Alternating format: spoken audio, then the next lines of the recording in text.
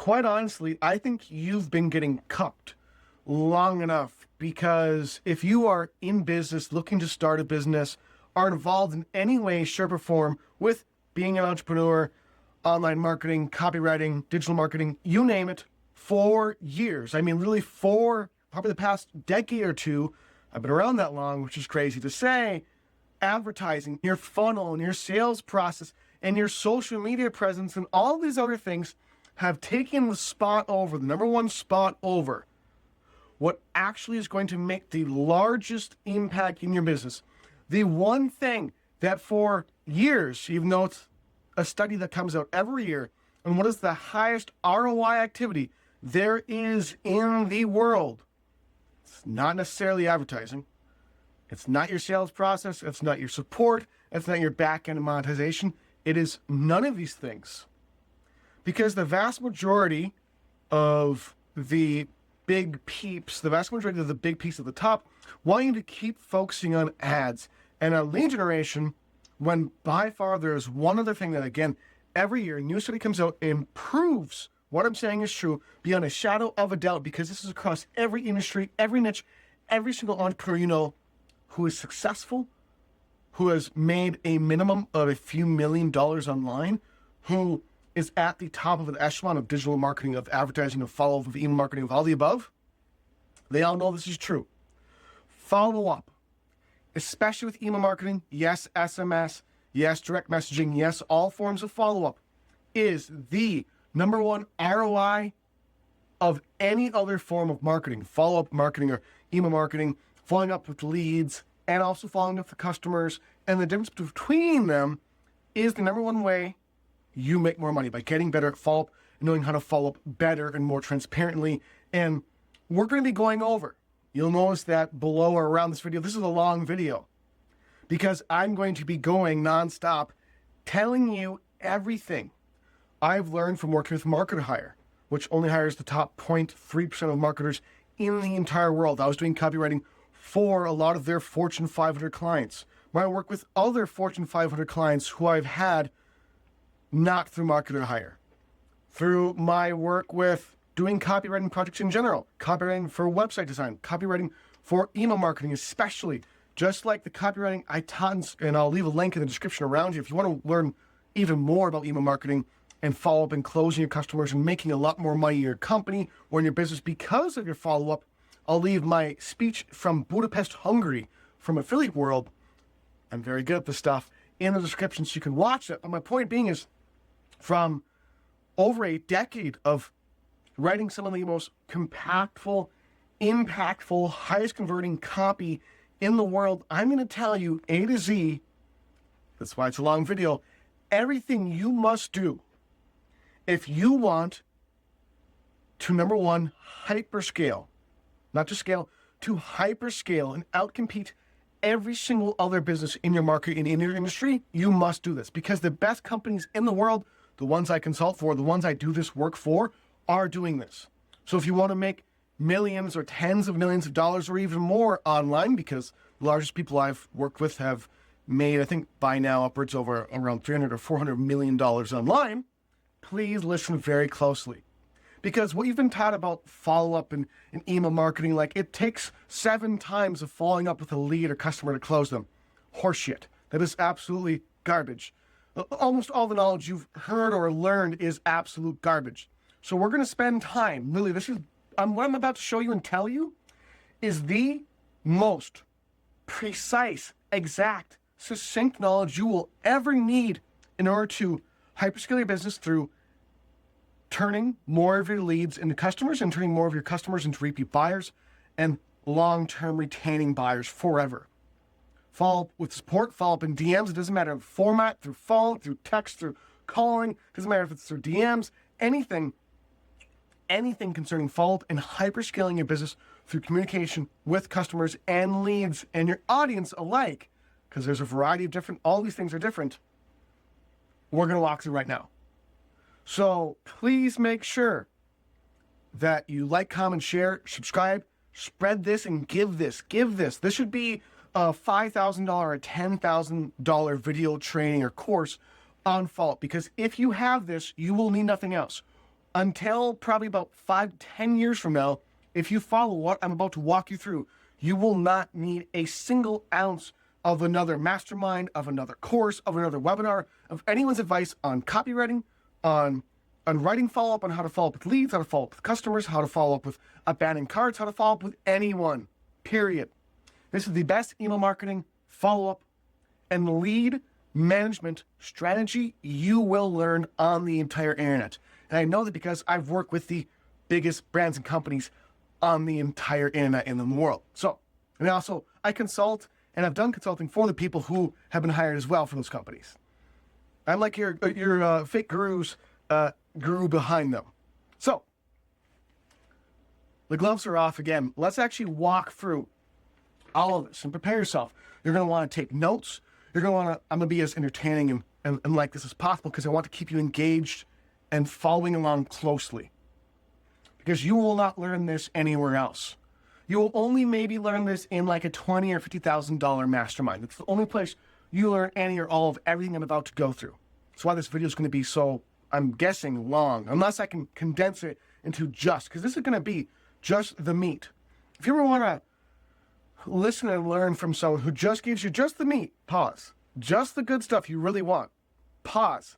Keep watching. So what we're going to walk through will enable you to close multiple times more of your people who are in your audience, who are seeing your ads, who are seeing your content through Facebook, TikTok, through Instagram, any platform, any social media platform, any blog network you have, any affiliate marketing you're doing, any platform. It will turn more of your views or hits or traffic into leads. It will turn more of those leads into customers. It will turn more of your customers into repeat buyers and more of your repeat buyers into lifelong customers. And you have to understand that follow-up and the conversion rate of a audience member to a lead and a lead to a customer and a customer to, as I've walked through, it doesn't have to do with just your copywriting. It doesn't have to do with just how your emails are being delivered to the inbox. We're going to be talking about all these things.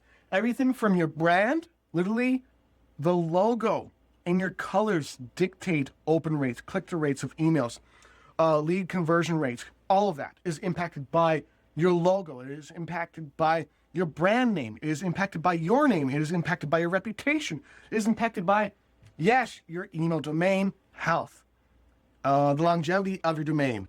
Of course, your copywriting and what you actually send in text and emails and all this stuff is also responsible for high open rates, high click-through rates, and conversions and results being produced across all channels of follow-up. All of this is important. That's what no one is going to tell you. No one's going to tell you that everything is dictated by everything. Now, we are going to go, this sounds like a lot, but we are going to go into minute detail into each of these different areas, from your brand to your actual domain, to your actual offer, the specific offer per product and per service you are selling online, to the actual timing, your personalization, your customization of how you follow up, what platforms you follow up from, you name it. And as well, the actual direct, exact copy that converts the highest to turn any lead to a buyer. We're going to be going through all this in minute and extreme detail, so please pay very close attention, take notes, and spread this everywhere you can. Now, that's long enough of an intro. If you're still here, it's because you're someone who actually wants to learn about how to hyperscale their entire business in all regards. The first thing that we're going to go through is your brand, because your brand has a direct impact on the psyche of your lead or customer audience. Certain colors make a difference in how you are perceived now and later on down the line as you follow up. The reason why, this is the most important thing I can explain. The reason why your brand, your domain, your email domain you send from, the content you post on social media, your sales funnel, your sales process, your offer, all of these impact your follow-up open rates, closing rates, and how impactful your follow-up is in general to turn leads into customers and to hyperscale your business is because they all have a literal psychological and heartfelt soul impact on your audience and who they are. Which is why We want all of them to be precise. We want all of them to be exact. We want all of them to be in the best format and method way possible to convert a much larger chunk of our audience into customers and repeat buyers, so we can scale multiple times faster than anyone else in your entire marketplace. Or if you want to outcompete, you name it, this is what you must do. So it starts with your brand, which is represented across all your channels. It is represented through your content. It is represented through your videos. It is represented through your social media posts, through your logo, through your coloring, how you are presented and how you feel to someone watching you, your speech. All these different things impact whether someone opens your emails down the line, or opens your text down the line, or engages with follow-up of any kind down the line. And I can prove this to you really simply. And how I can prove to you is, think through, if you saw someone you look up to, you saw their ad online of someone you really look up to who is a true professional, who is someone who is beyond their years, literally who you would define as your like king or god of, or the best of in your industry, someone you look up to who you love. If you opt into their emails or see their ad, you're probably really likely to open their emails, to click through, to go and hit your sales process. Whether or not you buy, doesn't matter. Whether or not you engage is what's important. And most people, when there's a higher perceptive value of an influencer they follow, they're extremely more likely to engage across social media posts, across all follow-up, you name it. Versus if you saw an ad for something that still piqued your interest, something that still drew your interest, but was from someone who wasn't notable, who you weren't sure of, who you didn't have a better reputation, a viewed perception of their reputation of, if you saw an ad of theirs and you decided to opt in, you are less likely down the line, if their ad, if their sales process, and if their emails are not professional. If you do not give them, or in this case, they're giving this to you because you're looking at their content, if they do not impress you or build a good enough reputation with you and trust with you fast enough, there's no chance. There's no chance you're going to even care about any of the emails or text or anything they send you. And I know this for a fact because this happens with me all the time. As Project OS and Profitalize.com and all the things we're working on and have developed over the years, we've been working on all these things. I find people I really look up to, who I really appreciate, like Alan Seltanick, Frank Kern, and a very select few, many other entrepreneurs and digital marketers in the space. When I see their emails, and I know there's emails in your inbox, you immediately go to, you go, ooh, you have recognition, which is what brand recognition actually is you have actual tangible recognition of their name, their face, how they make you feel.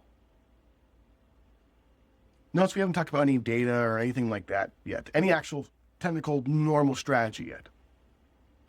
How someone makes you feel is impactful and going to impact everything. From engagement to follow-up to wanting to buy from you, whether it's now or a year or 5 years or 10 years. Like we've had customers who bought from us 10 years down the line. Now, with this customer, someone who's followed us, our content, our email marketing, been on our email list, we can see when they opted in 10 years ago. You're telling me they didn't build like, know, and trust, and that's why 10 years later they bought? No.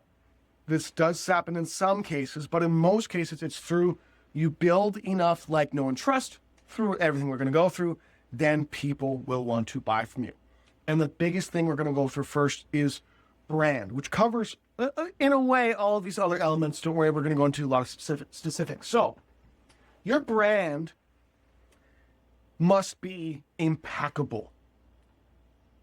Now, if you're a smaller business, or an entrepreneur by yourself, it's just you managing and working on your business, you don't have a team, maybe you have even a small team.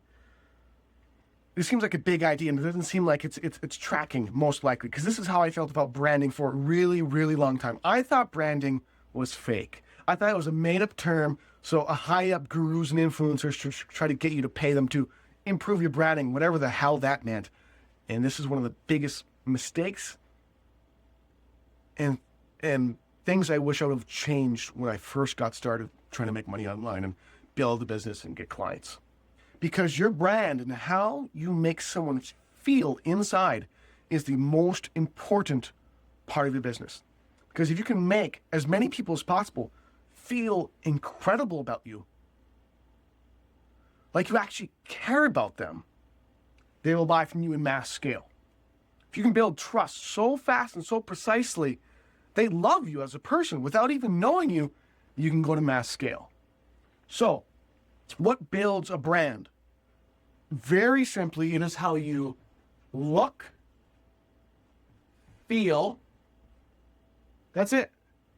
It is how you look and feel what the person who is viewing your content thinks of you, which is dictated by how you look and how you feel. Now that you understand that, how you look and feel is actually really important. It's crucial. First appearances mean everything. A first look means everything to if you're dating or if you're trying to make you're trying to influence someone, you're trying to do anything in life. With people, your first impression is supposed to be really important. Now, it's not the most important, but it is really important. Because this feeling about you dictates the level of initial interest. Now, follow-up, your offer, and copy, and retargeting, and many other things will change this. But initially, your brand look and feel is everything, because that is what they initially see from you. So how do you change how you look and feel? Like, what is the look and feel that you need to have for your audience to buy from you as fast as possible? Let's imagine you can't change anything. You can't change your follow-up. You can't change your offer. You can just change how you look, feel, and I forgot, how you sound.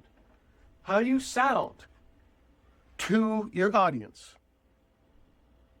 in order to get them to buy at mass scale. What would build trust the fastest? How could you look and feel and sound that would build trust faster than anything else in the world, as if you were just talking to them just like this? It comes down to how every piece of content your audience sees from the beginning to the end of working with your business. This means from the first time they see your face on a social media post, to seeing your ad, to seeing your sales process or your lead capture page, to getting a follow-up email from you, to going to your checkout cart, all the way to getting support from your support team or from you directly, to getting and receiving and using the product and service. Everything they feel in that entire process impacts the lifetime value of that lead, audience member, or customer. Because if I go through your store, let's imagine you're in a physical store, and the store is immaculate. It is clean. It smells amazing. It smells like chocolate chip cookies. You got some, some very beautiful women at the front desk, which would be my primary front desk people I would like to see. I like women. I'm a man. I like beautiful women. So I walk in. I smell chocolate chip cookies. The place looks amazing. It's clean. And there's a few beautiful women who smile with a very light, there's a light, perfect ambiance music in the background. And it's also comfortable. I walk in and I almost feel immediately, okay, my guard's down. I'm impressed. My guard's down. I like what I see. I like what I hear. Now, I haven't even gotten to the product or service yet. I haven't even gotten to the offer yet. I'm just at seeing things for the first time. This is already, you may not realize, but this is already teaching you brand. Because I'm talking about feelings. Not the data, not the logic of it, which is important, yes, but testing and data analysis and all these different things. But how you make someone feel on seeing your ad, on seeing your piece of content, on seeing your sales process. All these things have a huge impact, which means they must be impeccable. Now, what makes your brand and your sales process and your store and all of these things beyond impeccable, an incredible, true experience that makes your customer go, holy shit, This guy, this girl, this person, this company, this product is amazing. They understand me. I feel comfortable. Without even knowing what they're offering, you want to buy from them. That's what you want your customer and your lead and your prospects and your audience feeling from you. How do you do this? You must look like what your dream or normal average customer wants in the type of perfect business or company, an offer and sales process and checkout cart and advertisement they would ever see online. So across all of these different elements, again, from an ad or a piece of content, all the way to how you appear on video, all the way to the exact copy you're using in your emails, all the way to your branding, to your coloring, you want to be that which is exactly what makes them go, this is perfect. Now, this changes depending on the industry or niche you are in. So the best way to think about this is think about your favorite influencers. They are brands. They're essentially brands. They each have their own, if you take a look at a certain influencer, I'm trying to think of a name like Frank Kern Style, he has a brand. He is funny, he is humorous. His coloring and his styling, even on his website and advertisements, is usually dark. Sometimes this is black and white. It's black and white, there's very little color, but he's very humorous. So he's kind of dark and almost satirical, but he also gives a lot of value. Now, for me, that's what I like. And I'm going through a couple of the influencers I know that I like. There's another guy named Alan Saltinick. What I like most about them is his value is on par with mine. It is impeccable. It is impeccable. So you want to think through whether you're selling dog toys, whether you're selling, you name it, unless you are the biggest influencer in your space. Who are the biggest influencers in this space, in my industry, in my niche, and what do they get right? Because the best thing you can do in your business to grow as fast as possible is always look to the number one best 3 to 5 in the entire industry. Go take a look at their entire brand, what they're doing right, what makes the most sense to you, and then take from all 3, all 5, the best elements each of them have, and then integrate it with your own story, your own brand, and your own everything. So take a look at them and think through, maybe it's Frank Kern, Alan Saltinick, and I don't want to even say his name. I want you to say his name. There's a big influencer in my space I don't like. Well, let's say it's Chuck. Let's just talk about Chuck. Or Betsy. It's Betsy, Frank Kern, Alan Saltinick. And I go, well, I really like this about Frank, but I don't like that Frank nowadays, he only creates AI content. This is true. Almost all his content is just AI slop. So I don't like that about him anymore, so I don't follow him as closely. But Alan's content is much better. Is he as funny and personable that I've seen? No. So I like the personality of Frank. I like the value given by Alan, and maybe Betsy has a lot of really good jokes, a lot of really good personality. And if I combine these things together and I think through, if I did all these things right, my audience of digital marketers, content writers, entrepreneurs, people who want to become entrepreneurs would really resound to that. They would like that because if I like it, they're going to like it as well, most likely. If they're the biggest in the space and I do something that the biggest people in the space do, all of their great things with their flaws, it only follows that most likely, if it's real and genuine, people will feel it and people will love it and want to work for me, buy from me, you name it. So think through in your industry, in your space, and with your current business and what you're working on, how do you want people to feel? What are the strongest, most important things they must hear from you that make them go, this person or this company or this business knows what they're talking about. They are relatable. They are trustworthy. Think about all the elements. What are the elements that you build trust? You can also combine this with identifying the top brands and duplicating and personalizing what they do. So take a look at and personalize and take a look at what they do and think through the ideals of what makes someone like something. Because that's what a business is doing, is just building like, no, trust someone. So, thinking personally, I like when people are humorous because I'm kind of a humorous person in general. I'm not always that funny, but sometimes that can be kind of funny. So I like humor. Most people like humor. Most people like things that are aesthetically pleasing. So it has good coloring, It has good shadows. Things are clear. Things are concise. Things are worded correctly. It sounds natural.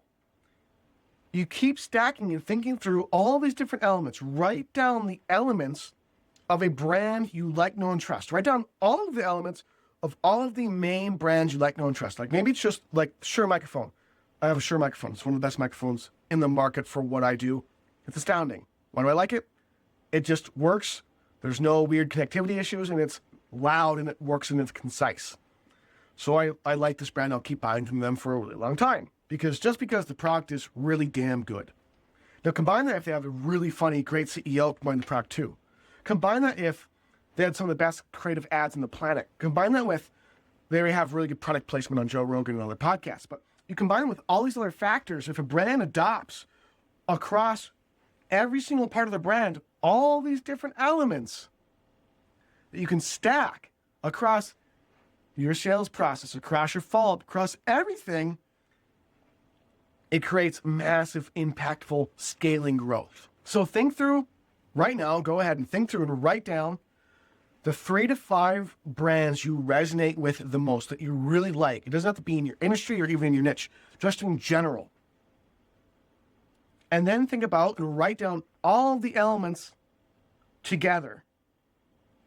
Then once you've thought through all of those, take a look at your own business and go, which of these make the most sense for me to incorporate right now? For example, I upgraded and changed my background for my office. I wanted to make it as clean, crisp, as unique, as interesting, with this loon painting, with the record, with the tiger. It needs to have some of my personality in it.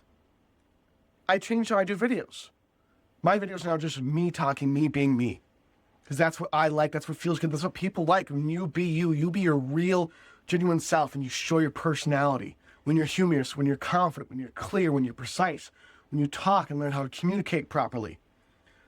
And I took a look at all these different things and went, okay, what needs to improve? Who do I like? Here's what I like about them. I like the value, I like this, I like that. And I went, what are the immediate, most significant ones I can integrate right now? How do I change how I look? So I need to dress properly. You need to dress properly. Your sales process, your funnel needs to look impeccable. It needs to look world class. Your emails need to look world class. I'm not talking about the copy or the content or the data or what you're saying. It needs to look clean, precise.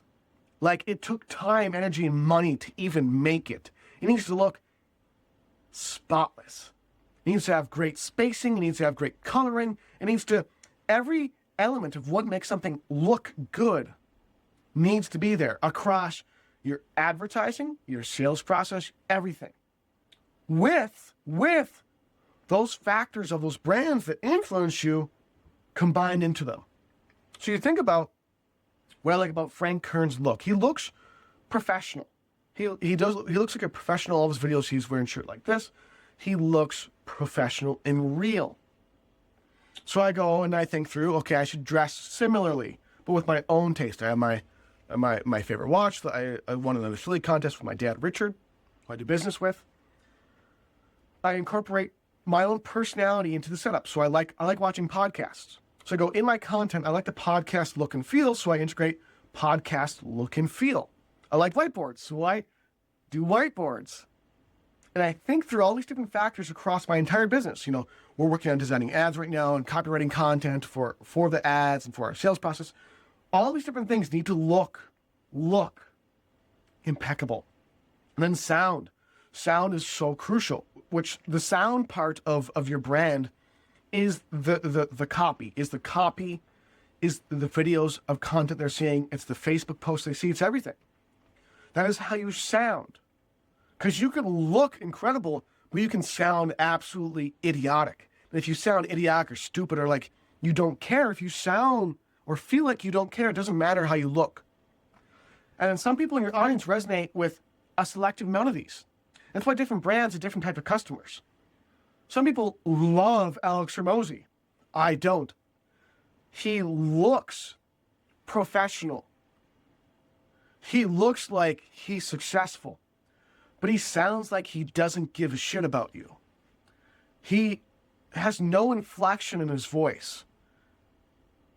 He sounds like, last time I went to the store to get some eggs. That's what he sounds like. I don't feel a soul from him. So personally, I don't really care for anything he does. But other people do, which you have to understand and take from. Other people like that he just looks successful, so they flock to him, which is most influencers. People flock to him just because you look successful. If you look clean, you look sharp, you look real, you look amazing, you look like you have energy, you are passionate. If you look that way, people will resonate with you and buy from you and like you. Now, what Alex Hormozi could do if he wanted to grow his business a lot larger, and it's like, oh, this guy's trying to tell Alex Hormozi what he should or shouldn't do. Yeah, because I've worked with businesses a lot bigger than his and a lot bigger than the ones he's worked with. So, sorry. If he had a soul when he spoke, and I felt the soul, probably 20 to 40% more people would buy from him in general. Because the people who don't like him, like I don't, feel the exact same way. This is how important brand is, especially at scale. Don't worry, this all impacts follow, because you got to think about how you look, feel, and sound affects the entire line of someone having any interest in even listening to you, to even get to be able to follow up within the first place. So, whether it's you or whoever is representing your business, you need to look professional. Professional is always good. Clean is always great. Hair cut, hair trimmed. I trim mine, trim this. Shirt, background. The background, foreground, and person in every piece of content that your business produces, whether it's you, a team, or you name it, needs to be spotless, impeccable. And if you don't know how to make things look good, spend money with someone who does, or ask ChatGPT. Really. I literally did that. I said, with my own ideas and my own perspective too, I took a picture of my background and I went, how can I make this look to make it feel better and look more impressive? And then it gave me an idea, and then I went off the idea and made my own look, and it looks great, and I love it. So our thing is, you should love it too. If you love it and you feel amazing about it, that means it's right. If you look at your website and you go, this is shit, like I just did a project with CG Barrel Saunas, and they hated, most businesses do not like their website, and your website is a huge perception. If I see a consulting firm or an agency or you name it, I go to their website and it looks like it was made in 2008, there is a 0% trust factor. Zero. Because they don't look like they put time and money and energy into what they do. And that's what all of this represents, is this brand represents you took as much time, energy, and money as you could to deliver such an incredible experience for every single person who even sees your name. It would be foolish not to buy from you. That is a part of it. Now, that was mainly look. We're going to go into feel. Feel is something difficult to describe, but you establish feeling with your audience in a few different ways. Number one, your feeling you give to your audience is through your look, and it's through how you sound. We'll go through sound first. We'll go back to feeling. So sound is simply, do you sound like a real person? Do you sound honest? Honesty is key. Do you sound transparent? With how you look, do you sound like you know what you're talking about with your environment? It's also a big factor. You want to sound and be heard so it's trustworthy, or your brand is trustworthy. And this is represented through video, like watching a video, and it's also represented through content and value. So the reason why I like Alan is because of the value he gives in his speech, in his copywriting, even just his Facebook posts. Hence, I'm talking about it, because just the copy and when he teaches, and that alone is valuable to me.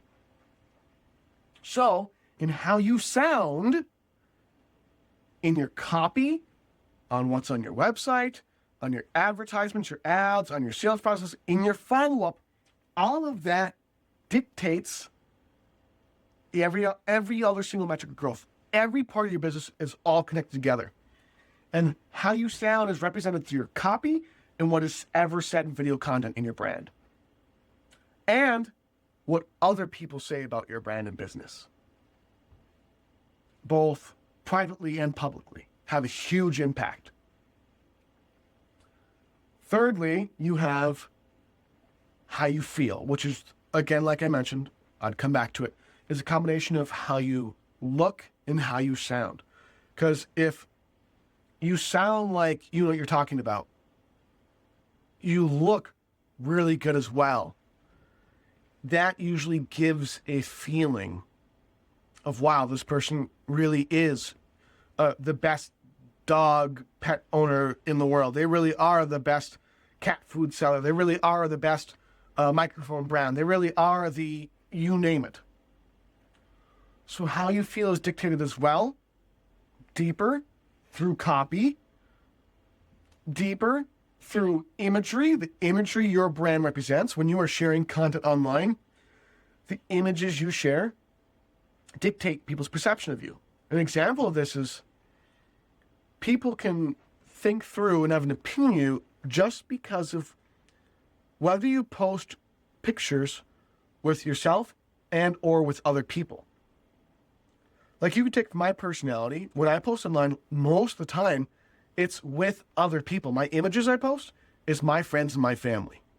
So people assume I must really love my friends and family, and I do. See what this all goes by? This is how I actually am. People sense whether or not they want to become a leader customer with you through who you represent, who you actually are, and how well you can articulate that. That is brand. So I'm articulating, I am a business professional. I do care about your business. I am actually an ethical, good person who cares and supports their family and friends at home. That is felt through everything you put out into the world, ads, content, you name it. So how you feel is really crucial because that's the final like, know, and trust point.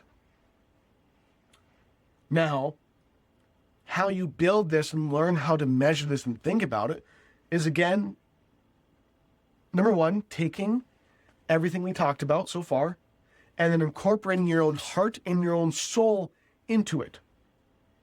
So I took the best of all the people I watch, I think through and learn from, and I put in my own personality, where I'm from. I put in a little Minnesota. I put a little Minnesota loon.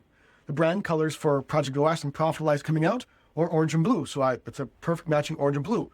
I have my painting I pictured when I was a teenager of some pears. That's purple. It's all right. That's there too. I have a picture my uncle made because I care about my family. I put that there too. I have a skull, Dia de los Muertos skull from Cabo San Lucas because I love Cabo. So I have a skull there. There's these different things. I've integrated that's just my background. I want even the background of my videos to communicate who I am and what I represent. I actually need to pick a picture of my family or families, I guess, here as well. Because I would like that. And people would like that too, I think. So across, we're just getting through, a general idea of brand and what brand is and how it's represented. It's for everything. You want to make sure everything from your logo colors influence everything as well, to your logo. There's logos on websites and different things that look like, you can see like the edges aren't clean. But people look at that stuff.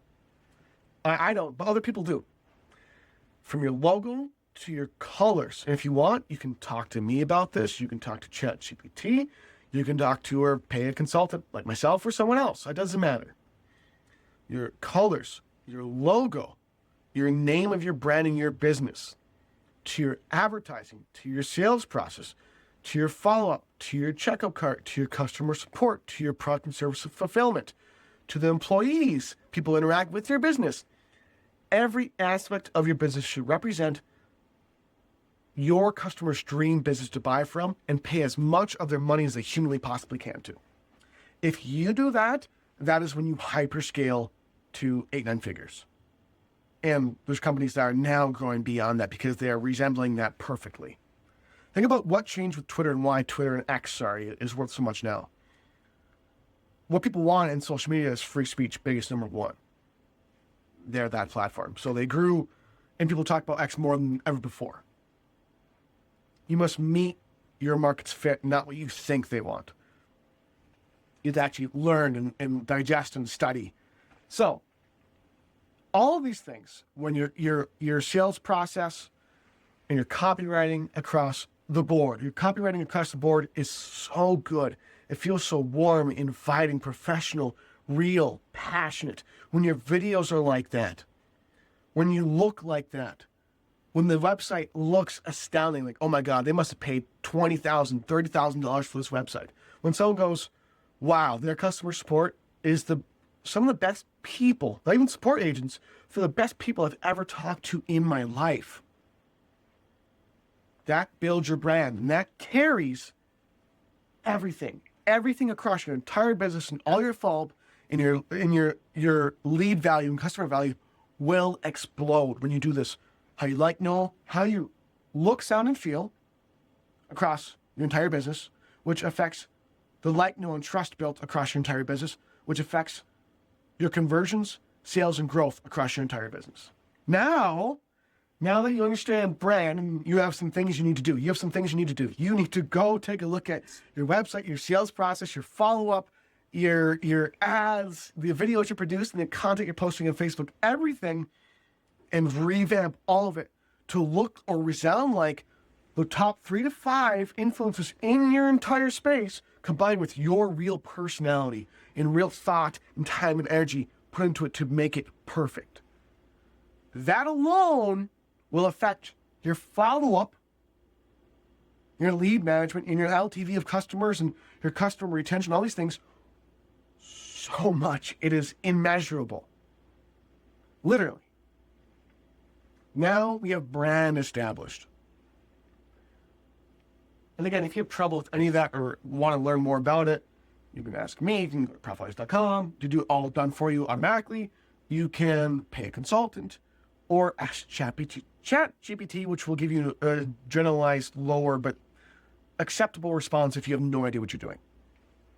Now, if you want to get higher follow-up closing rates, you want to generate more leads, turn more of your leads into customers, turn more of your customers into repeat lifetime buyers, all that stuff we've talked about. Your brand name and domain has a huge impact that I didn't realize this until I studied some of Alan Selznick's work. Because in Alan Selznick's work, I noticed his product was called, it was colored a certain way, the text was a certain way, and it was called Automatic Clients. Think about the name behind, we're just going to study Automatic Clients. Was a product. It was matching more of a product and an offer than his actual brand and name, which if Alan sees this, there's about 4 or 5 different verticals he can continue to build at the same time. He would not just help millions of more people, but it would change everything, like drastically. So with Automatic Clients, the name of that, it's more of an offer and product than in the name of a company. In my mind, kind of. But it represented what people in digital marketing and online business want. Clients. How do they want clients?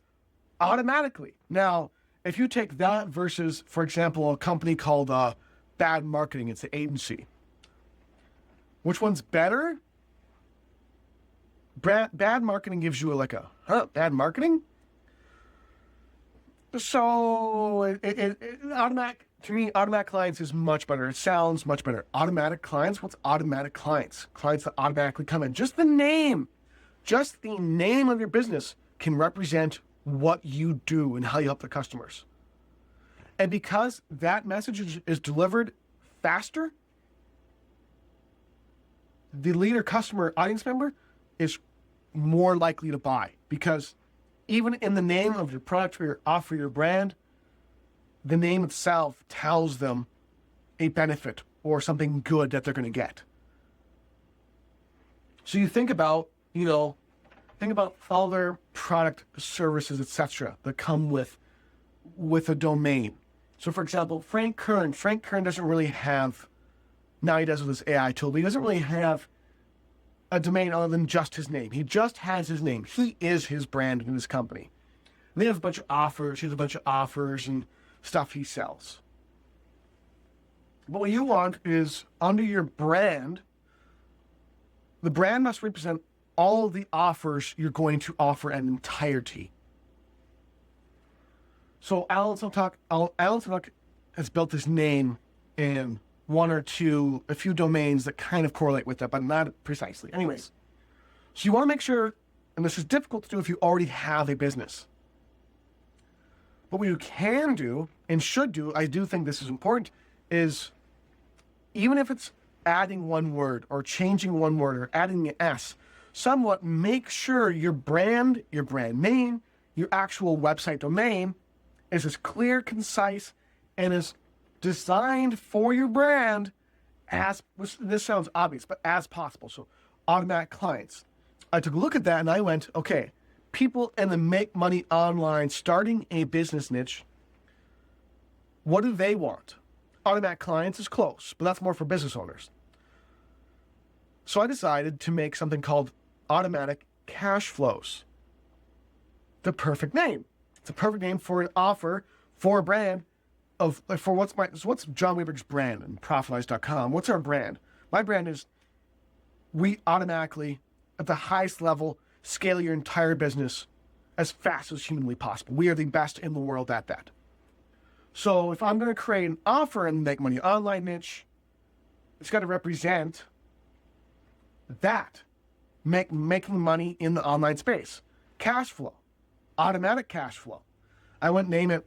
There's other names that impact. We're going to get to follow how the impacts should follow, where I made a mistake. But in general, you want your domain. Obviously, your domain is usually the same as your brand. Yes. But changing your name around a little bit, or even if you need to, starting a new one, if the domain's available, I would say it's really important. It's really important. It does affect your ability to scale. It can. It's not as important as these other factors. It's not as important, but it does impact things later on down the line. So for example, automatic clients, in one way, it's better for email and follow-up and business deliverability than automatic cash flows because of the word cash. So when automatic cash flows is sent from in emails and follow-up, that's a spam kind of trigger word. Automatic clients is not. That's also where you have to think about. But most people don't have the problem. If you're in the make money online niche, network marketing niche, etc., you don't really have that as a problem. But if you need to, so maybe his domain, for example, I'm just thinking through exact examples of what the case may be for you or your business.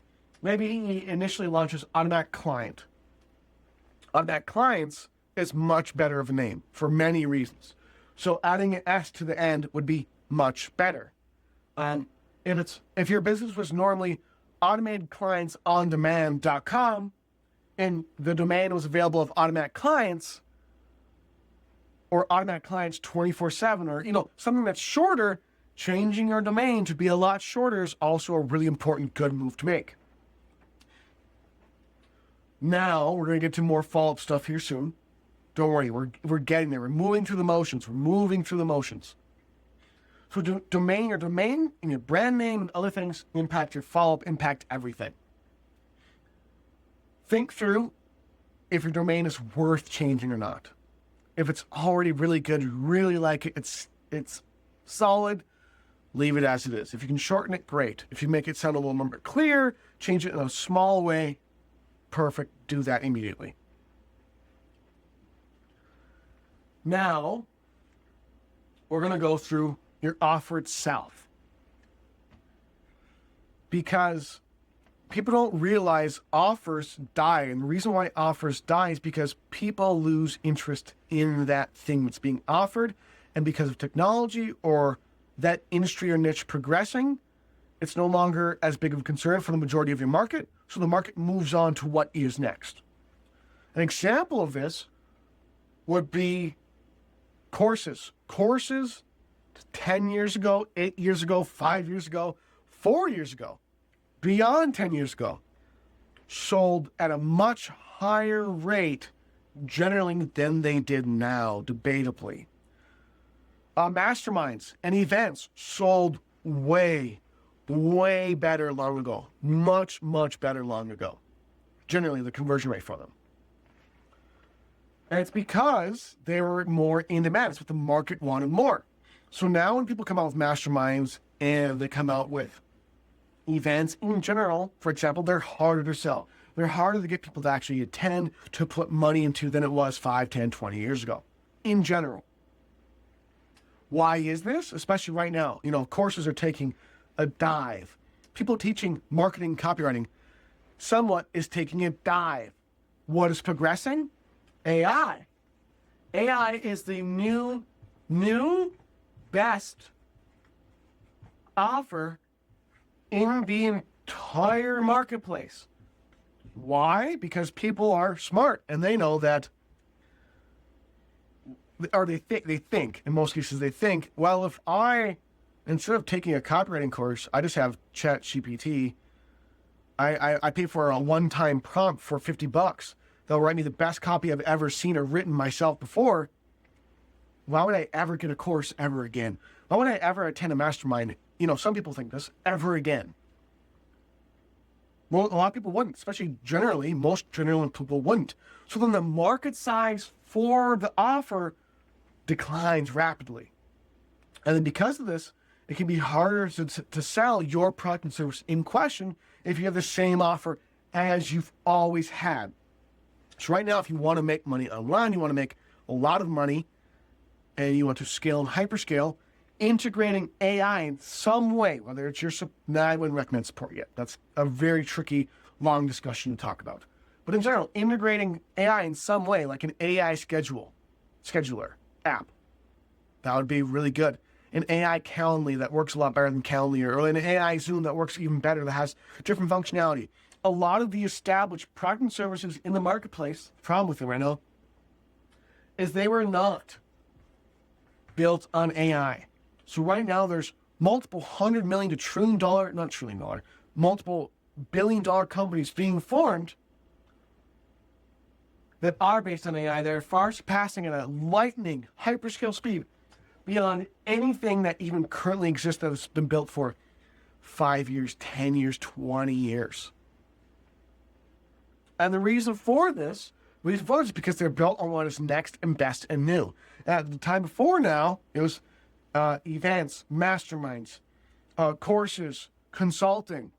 Yes, people still sell them. Yes, they still sell well if you do it right. But in general, the market's different and feels different about this type of product in general. Which is why you can have potentially lower open rates, lower click-through rates, lower percentage of people buying, etc. Or maybe you have seen that happening, or you might see it happening in the future because of your offer.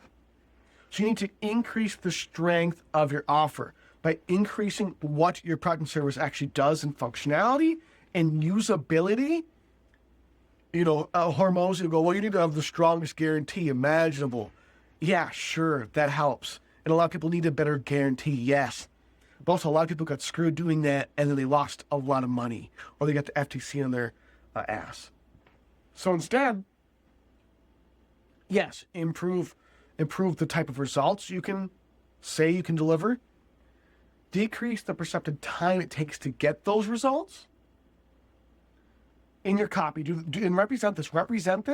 How you look, sound, and feel. Represent this in all of your copy, and how you actually deliver results to your clients and to your customers.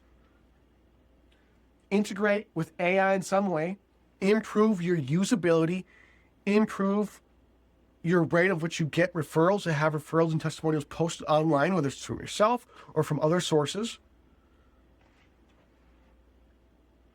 Improve your customer service. Improve, again, the same thing, every element of what your customer experiences. And really focus on, if you have a really strong offer built on AI right now, you are golden. You are golden. Just do that. Mainly do that. But otherwise, in general, improve all these other functionalities and all these other aspects and features and things.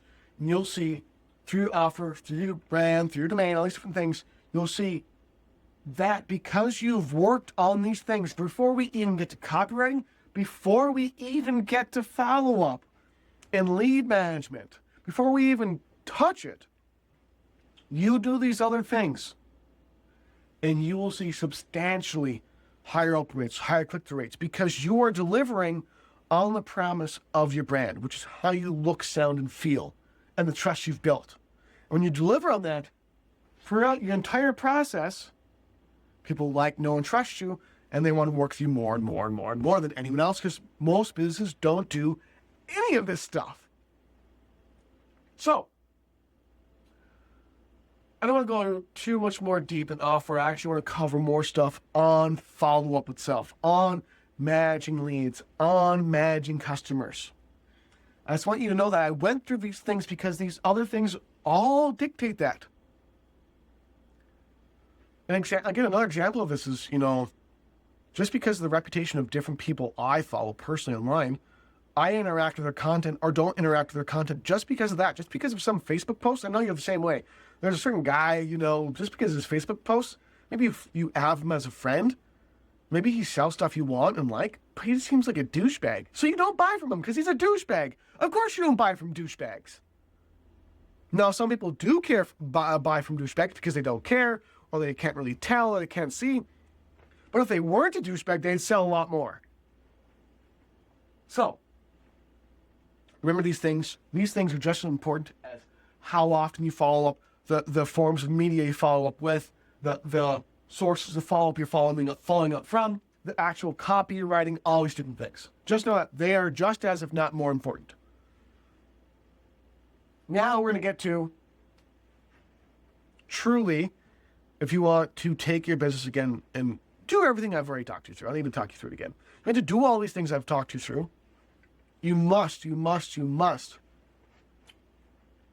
follow up better, follow up more often,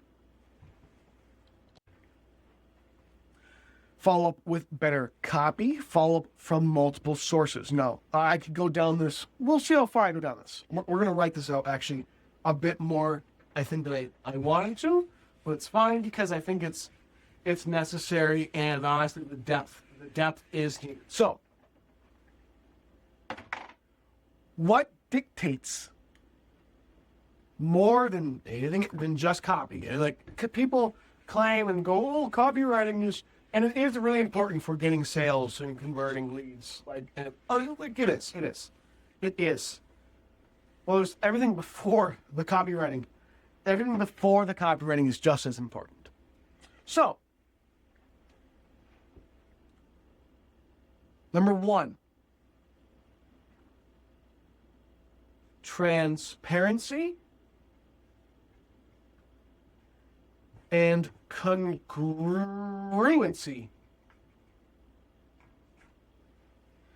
Throughout your entire business, from your ad to your sales process to your copywriting to everything, must be the same. You must sound the same in your follow-up emails as your ads. You must sound the same in your follow-up emails as your VSL. You must sound the same across all these different elements. Because otherwise people go, this isn't John. This doesn't sound like John. If someone goes, this sounds like John Weinberg actually talking, that means I'm writing good copy because it actually sounds like me and it feels like me, because it sounds, looks, and feels like me. They're more likely to buy because that's why they're following me or opted in or became a lead or purchased in the first place, because they built, know, and trust me. So, throughout your entire business, wherever copy is present, you must sound, look, and feel the same. You must use the language. For example, I've seen more, especially in politics, political figures or people who are very, people who are very polarizing use maybe extreme language, or they use slurs, or they use something to stand out in how they talk or how they feel or something, And if you use that actually in your copy, for example, I guess a good example of this is, imagine there's a 22-year-old, I'm 27, still kind of young. There's a 22-year-old selling a course on how to pick up girls. And he uses more young modern language when he does his videos he records. Maybe he's going live on Twitch or somewhere else or Rumble or you name it. And he uses language like my brother, and I use some of it. I do, unfortunately. I don't do it when I make videos, but for real, that's fire. Cap, no cap. No, dog. Really? These different little words, if someone who's younger was to use more of those words on his website, his advertising, his sales process, and in his copywriting and in his follow-up, they will see, or he will see, much better results. So you want to use the language style that is dictated by the vast majority of those who are in or who will also eventually be in your market, for sure. Like, I use the word for sure. I say cool a lot. There's different lingo I can't think of at the top of my head at this moment, but that little lingo, those little things, those little words you use, you know what I mean? You need to have the way you sound and the words you write and the actual offer itself, from an ad all the way to the follow-up, what you promise and say they're going to get, the refund policy, the expectations of your product and service and what they're going to deliver in results, in terms of results. All of those things must be congruent, meaning it must be the same. If you say you have a 30-day, no questions, money-back guarantee, you must fulfill that shit. You must. And it must be on your follow-up. It must be on your sales pages. It must be in your facts. All of that type of stuff, anything that's data, anything that's a recurring message, must be the same, like a stamp. It must be like a stamp across every aspect of your entire business and every channel of your business. True omnichannel congruency is what will excel the perception and loyalty to your offer and to your business. And that goes deep through your coloring, through your branding, through the imagery. This is much deeper than you think. Through the imagery and the images you send in your email, to how you speak, the way you speak, the style you speak, the words and lingo you use. All of this, and like, this is how I actually talk. I actually use my hands like this. I'm inspired.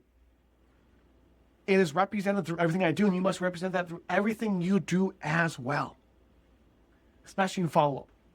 Now, it also increases open rates, click-through rates, and how the biggest problem with open and click-through rates is that people think that open and click-through rates are dictated by your follow-up emails. Like the actual written emails you send people after they become a lead, going, "Hey, John, I would like you to take this discount and go buy more products." Like, something in my mouth. No one wants to be talked to like that. Obviously, because you don't either. Mostly. And all these things impact follow-up way more. But there's a few more things we have to go through to really, really fine-tune and give you a real idea of what dictates all email deliverability, click-through rates, open rates, same with SMS, same with direct messages, all these different things. So number one, all these things have an incredible factor. Because think about it like this. actual Elon Musk messages you. You're going to take a look at it. Most 99.9% of people, even if they hate him, even if they hate the guy, they will take a look at it. And a larger portion are going to respond, even if it's a F you or a, "Man, I love what you're doing." They're going to respond. Why? Reputation, name, brand. Now, with the actual follow-up itself, there's a few things that dictate open rate, click-through rate, receptiveness, everything we've gone through. Number one is the domain you are sending from, the email. And there's also, like, I'm not as much rehearsed in this, with the actual texting number and its reputation, texting, calling, reputation.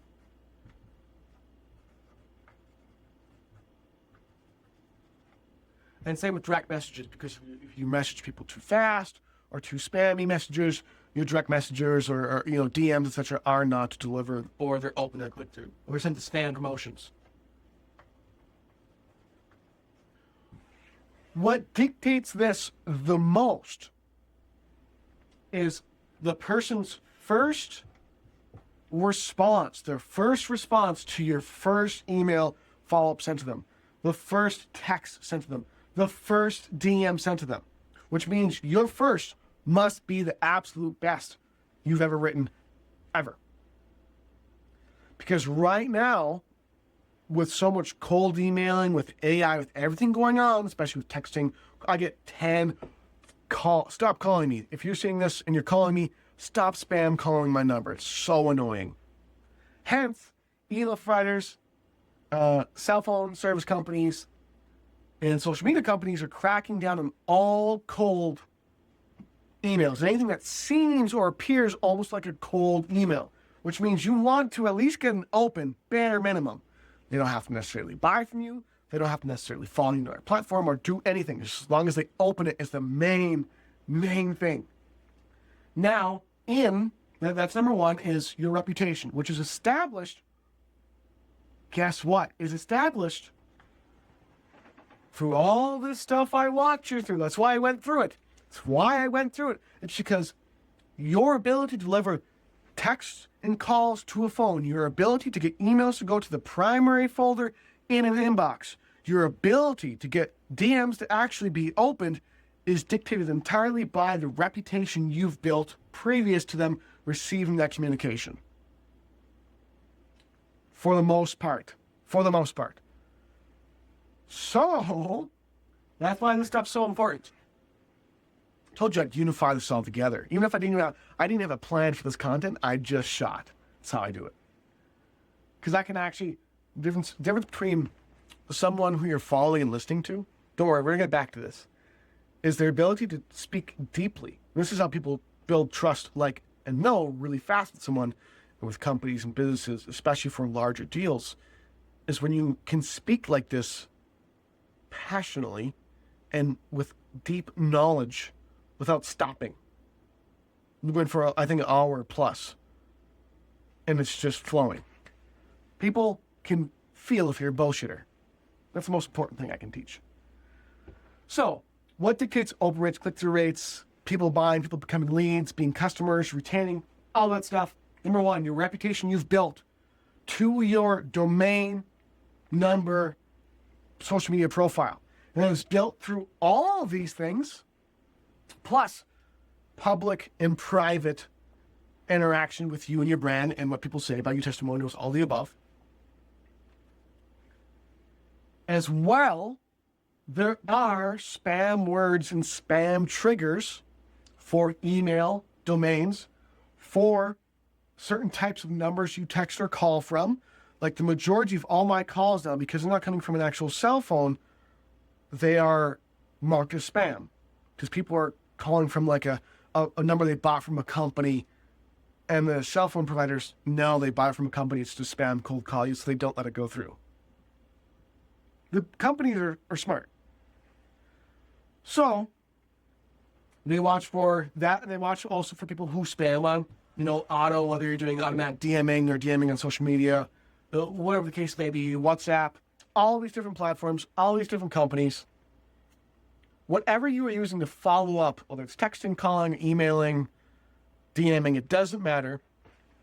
There are spam words, free, money, things that are super hypey, things that seem too good to be true in the name your name or number you're coming from, and also in the words you're using in your follow-up. So you don't want to use free 800 times in your copywriting in your actual follow-up emails. You don't want to use money, get rich fast. That type of stuff too much in your follow-up emails or in text, and you name it. Unless you're actually texting from your phone, maybe-ish. In general, watch for spam words of any kind. There's spam filters for free and paid you can use, especially for email marketing, cold email, and warm email, like you can use for this. Because that will also dictate That will also dictate your reputation of your email provider, and as well through texting, as well through DMing. That's important. But what's also important is also the frequency at which people receive text, emails, calls, etc. from you. And so the frequency and the bulk number being sent out at once. So if you are doing email marketing, most of the time, if you have a good autoresponder, good ESP, good CRM, for emails specifically, you can dictate how many are sent per hour. You want to do what is reasonable and reduce the number of emails if you can, instead of sending them all out at 8:15, 9:15, make sure they are sent out. Let's say 100. If you have 10,000 emails or 100,000 emails on your list, send out 10% every 10 minutes or 5 minutes. That at least breaks up. And the same if you can do that with texting, and if you can do that in any follow-up source, from any follow-up source, if you can break up the number of texts or emails or DMs that are sent per hour, per minute, whatever it is per platform that they watch for, make sure you watch for that and use that feature, use that and do that if you can. Additionally, the number of text, calls, emails, DMs per account, what is being said, how much is sent per account, per platform, and also how often. Those are very important metrics for making sure your follow-up text, calls, emails, DMs, etc. are all going through and hitting inbox and hitting directly where they need to be, along with understanding and going through, make sure you're not using too many spam or spam-like words. Additionally, the actual timing during the day. You want to think about this is obvious but generic, but it's important, when your ideal customer is most likely not to be online. The biggest misnomer of sending emails, text, calls, etc. is I want to send when people are online. This is the dumbest, worst advice possible. You don't want to send when people are online. You want to send when they are most likely to engage and go through your content. Just because people are online at 9 o'clock doesn't mean they're buying stuff at 9 o'clock. Usually people, I'm assuming, you could actually find the study and research on this, buy more. Maybe it's towards, and it depends on the ticket level, the industry, the niche, all these different factors. You need to research and think through this for your own business. What is the time of day they're most likely to actually open and digest the media they're receiving? So you'll want to think through, you'll want to measure this. If you can get data on it, great, and go off that, whether it's your own data or someone else who has done the work for you or has a general industry, niche, same field, product and services you offer, you can kind of use theirs. So send text, emails, and DMs when your audience is most likely to open and go through and digest that information. That will affect your reputation. All these different things will affect your reputation, your ability to hit inbox, hit the phone, you name it. As well, really bad messaging. If your messaging is, hey, I saw your post on LinkedIn, John. It was really cool. I would like to connect and see if we can have a tea time to chat.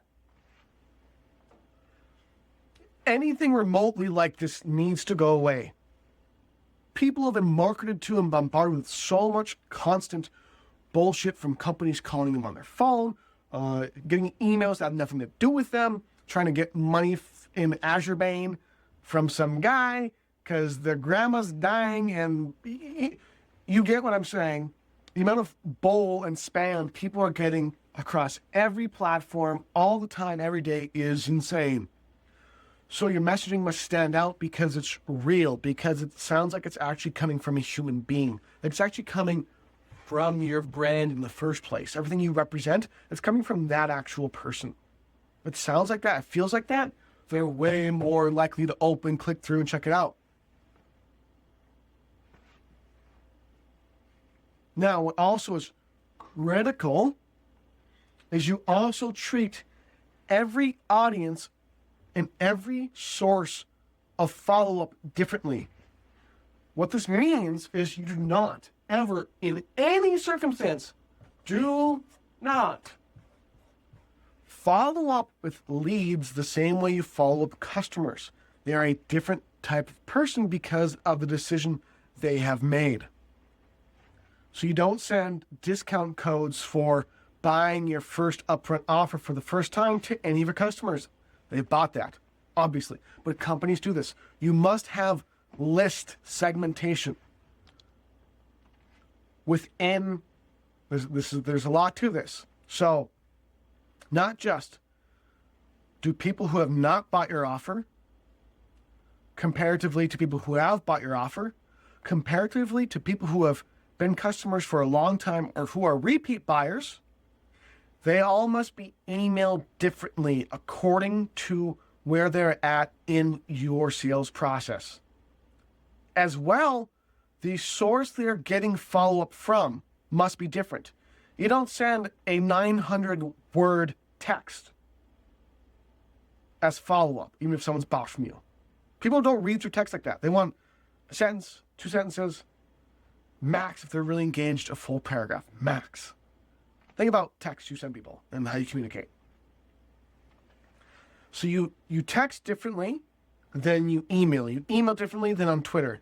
You don't send the same DM on Twitter as you would on Facebook. All of these different platforms that you're following up from them, however you were following up, whatever source or media you are using, must use a different format of speaking that matches that platform in your brand voice. And how you would actually DM them on X, how you would actually send them an email, how you would actually do that thing in real life. Like if you weren't just trying to sell them. Because people don't like being sold, they like being talked to like they're human beings. So each platform needs to have a different format and way to communicate to them. As well, each person, depending on where they're at in your sales process, must also be followed up from in a different way. You don't talk to customers the same as you do people who have been your customers for 5, 10 years. You don't. That's asking for people to get out. You don't talk to leads the same way. You also don't talk to leads. This is also very important for follow-up. If you want to increase open rates, click-through rates, conversions, growth, you also, within your leads, within your customers, and within any of these different segmented target audiences within your total list, you also want to break them down even further into buckets. So unengaged people who are leads who haven't bought versus engaged leads who are on your list but haven't bought should be followed up with differently. Those are two different types of people. Because people represent where they build, like, know, and trust with you with their decision making. So you must have segmented, whether it's texting, calling, emailing, it doesn't matter, segmented follow-up depending on your audience being a lead or customer with you. You must also segment how you follow up with them depending on how long they've been a lead or customer with you, the past content, emails, text, calls they've engaged with. And this goes deep to them being engaged, not engaged, and then from your unengaged, if they do get engaged, all of this needs to be personalized because most businesses have 1, 2, maximum 3 main email sequences. They have an email sequence for their leads, and they have an email sequence for maybe customers. You should have an email sequence for people who put in sport tickets. You should have an email sequence for people who do refunds. You should have an email sequence for people who do chargebacks. You should have an email sequence or follow-up sequence of some kind across every format possible, across each and every area of interaction and non-interaction with your business once someone has became a lead with you. That is really, really big. Segmentation and customizing follow-up per the action or inaction taken is the number one key to growing a successful list of any kind, and to hyperscaling and growing a business much, much faster at a much higher, more optimized rate. Email deliverability is a big problem right now, and so is other deliverability. That disappears. If you do what I'm doing, that all disappears. We go through and do what I've walked through so far, which we're not done yet. All those problems disappear. Your sales problem goes, if you're not getting enough sales right now, not enough of your leads are buying, not enough of your leads are engaging, they drop off, they mark your stuff as spam, your emails are going to the inbox. All of these different problems you're going through will cease to exist if you do what I'm telling you. They'll cease to exist forever. You'll have a lot more great things happening for you in your business. So, follow-up as well needs to be done a lot more. In general, you need to increase how long you follow up with a dead lead or a lead for. Most people follow up 2-3 times, they're done. Or none at all. Follow-up is the king of all conversions. That is the one thing the study is based on, is follow-up is the king of all conversion, which conversion is the king of your entire business's growth forever. Without converting leads into customers, you don't have a business to exist. You have a business that does exist with no one buying, so you won't be in business anymore. So frequency, how much you email or text or DM per hour, making sure you're doing it at the right time per day, making sure all these things are done. Plus, really, really hyper-focused, hyper-detailed segmentation of how people are engaged or not engaged, or if they're a lead or if they're a customer, or if they hit a sales page, a specific sales page on a holiday, you name it, all that stuff needs to be personalized per lead if possible. With enough segmentation, you can basically do that. I wanted to change the camera angle a little bit just for some fun.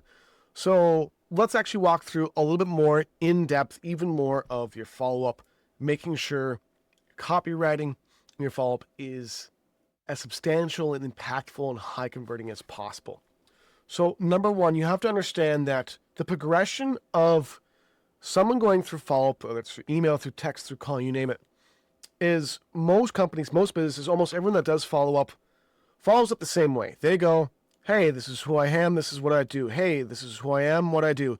Hey, you haven't responded in a while, here's what I am, here's what I do. And they keep doing this with all their follow-up. It's the same messaging, the same form of communication.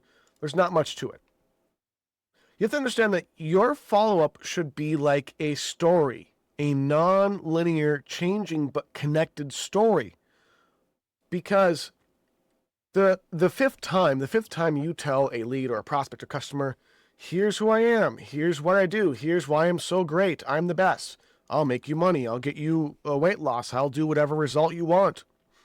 The 10th, the 15th time you say that in the same way and in the same format, people are not responsive to that. People will stop opening your emails on the 2nd, 3rd, 4th, 5th one, 6th one, their 100th one, and because of that, then your reputation goes down. Because your reputation goes down, the same with texting, emailing, DMing, then they are not receptive, your deliverability goes down, and this means cascading effect for all leads, all prospects, all customers, because they all are going to respond in a very similar way. So you want your follow-up to be like a continual growing story. Here's who I am, here's what I do. Who I am, doesn't start with an H, starts with a W. Who I am, what I do, who, what I do, and this could be, even in one email. Once they know, my point of me telling you this is, once they know who you are and what they do, they don't need to hear that again. They don't need to hear the same type of messaging in the same way ever again, most likely. They don't need to be reminded, because they saw your ad. They saw a sales page, they saw a lead capture page, they saw a piece of content, and now they're getting emails and continual emails. And every email, if they're getting the same message, I'm the best, I help customers, I'm the best, I help customers. That doesn't work or convert anymore very well for most businesses. This is why a lot of them hire me to change how they email, which goes in extreme depth. Follow-up gets way, way, way phenomenally deeper.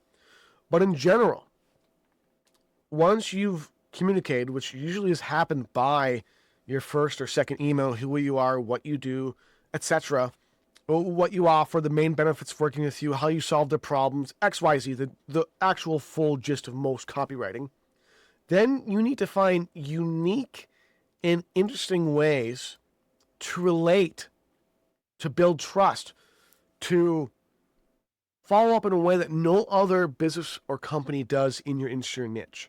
You must stand out. And you don't stand out by going really loudly or proudly, we are really the best. And here's why. With another, you need to be creative. Creativity is the king of all conversion optimization. Meaning, on your third email, send a skit, a funny skit you made, or you and your team members, or just your team members made. On the fifth email, and you're not saying the same things, you're never repeating the same thing in the same way across any of these follow-up emails. The fifth email, you send them a real in-depth walkthrough of someone using the product or using the service. On the seventh one, you send them, again, you keep changing through entertaining, enticing, and educating types of content. All communication should be in these three types of content. Let me zoom out here.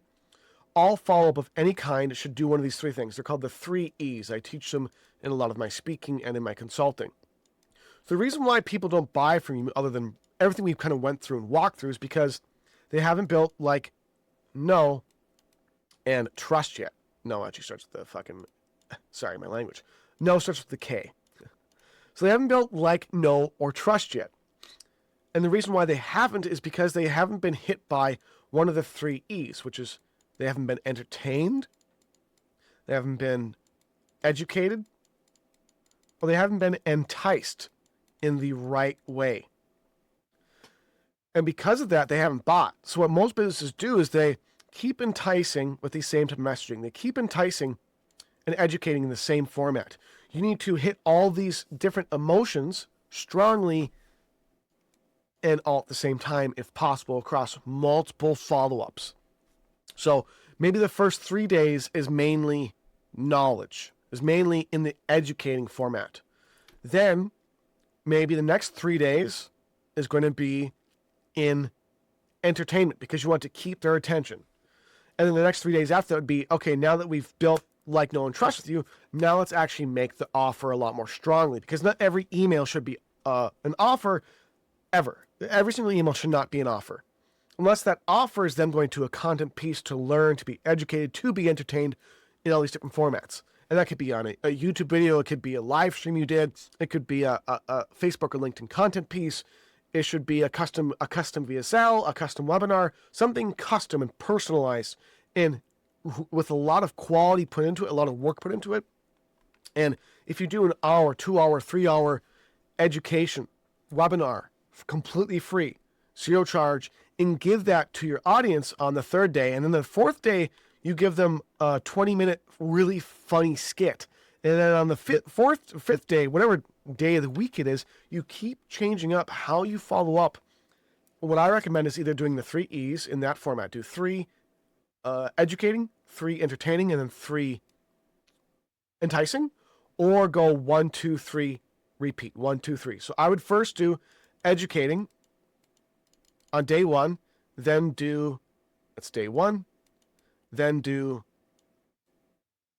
entertaining on day 2, entertaining, and then day 3 needs to be the actual deal or enticement or the offer or the guarantee, or cover a different aspect of what your product and service does, how you help them, the problem they solve in a much stronger, more robust, creative, unique way. And the more you do this and the more you can vary that, the more success you're going to have in converting your leads, retaining leads. Lead retention is huge. You're going to retain customers longer. You're going to do all these different things all at once by simply following up. And this should be done across every type of email sequence. So this should be done for your unengaged leads. This should be done for your engaged leads like we talked about. This should be done for your customers. Yes, your customers should be indoctrinated through follow-up through your business or company being more humorous, offering another deal, another discount, offer them even more value, give them even more to keep them going, oh my God, this company or this business or this entrepreneur or this brand is so amazing. They give me so much. I want to work with them even more. You want to retain them as long as possible because the king of all profitability is retention of leads, retention of customers. Both of those things and retention of your audience. And this goes across everything. This even goes across advertising. The problem with most advertising is, well, we need new creatives. Yes, you need new creatives. But the creatives most companies make are really the same creative, but in a different format, which is great. You know, some stuff can be funny, some stuff can be educating, you can do live streams, you can do all types of different types of media. But it's kind of the same message. You need to find a different way to wrap your message creatively for it to stand out in your marketplace. And do this type of follow-up and texting and emailing, you know, for example, of texting follow-up. Maybe you're texting a prospect, they opted in, and they've responded a couple times, but they haven't bought. So then you send them a picture of yourself, a selfie.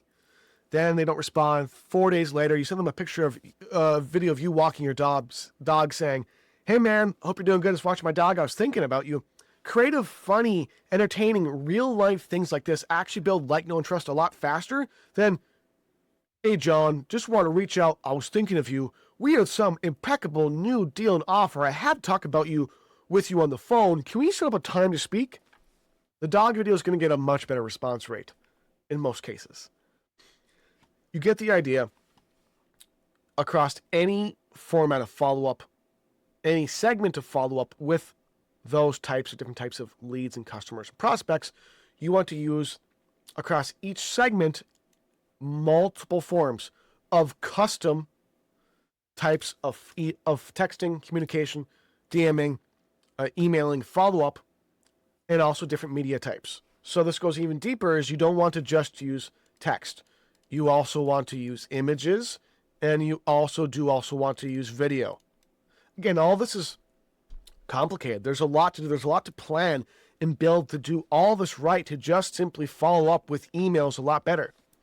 But every single time I've used just the 3 E's alone, it literally multiplies conversion rates, which makes a business scale essentially between 2 to 10 times faster. Just on, if you excluded everything I said to this point, but just used the 3 E's and made a custom sales pages, 3 to 5. You know, we usually make ourselves 5 to 10 different sales pages for each offer we have, for each segment of a lead and each segment of a customer should have each 5 to 10 different sales pages, because you want the strongest messaging possible wherever and however you are meeting the lead based upon the actions or inactions they have taken. If you can do that at scale, if you can do that across each customer segment, if you can do it across leads, customers, and audience members, if you can do it based on their engagement really, really well,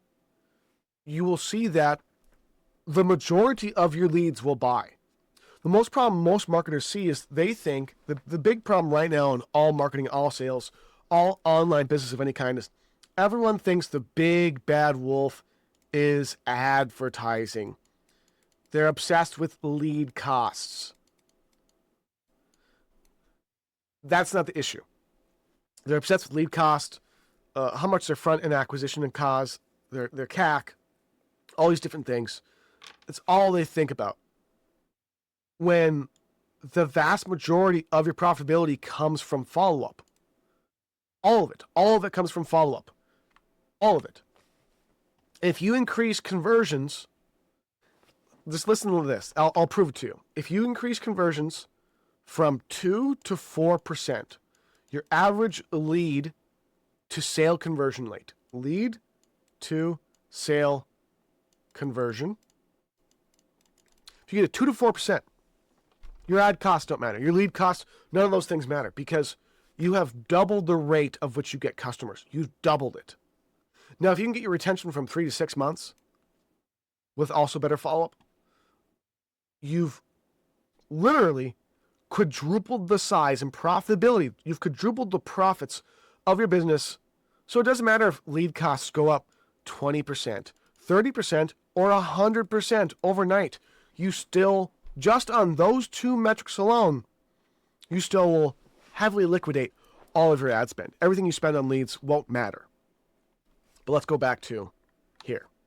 So across all follow-up types, you need to focus on, if you're not sure what to write as an email, you're not sure what to text someone or what to say on a phone call, wherever they're at in their customer journey, you must match. So if they don't really know you yet, you shouldn't be making them an offer as strongly as much as you should be educating them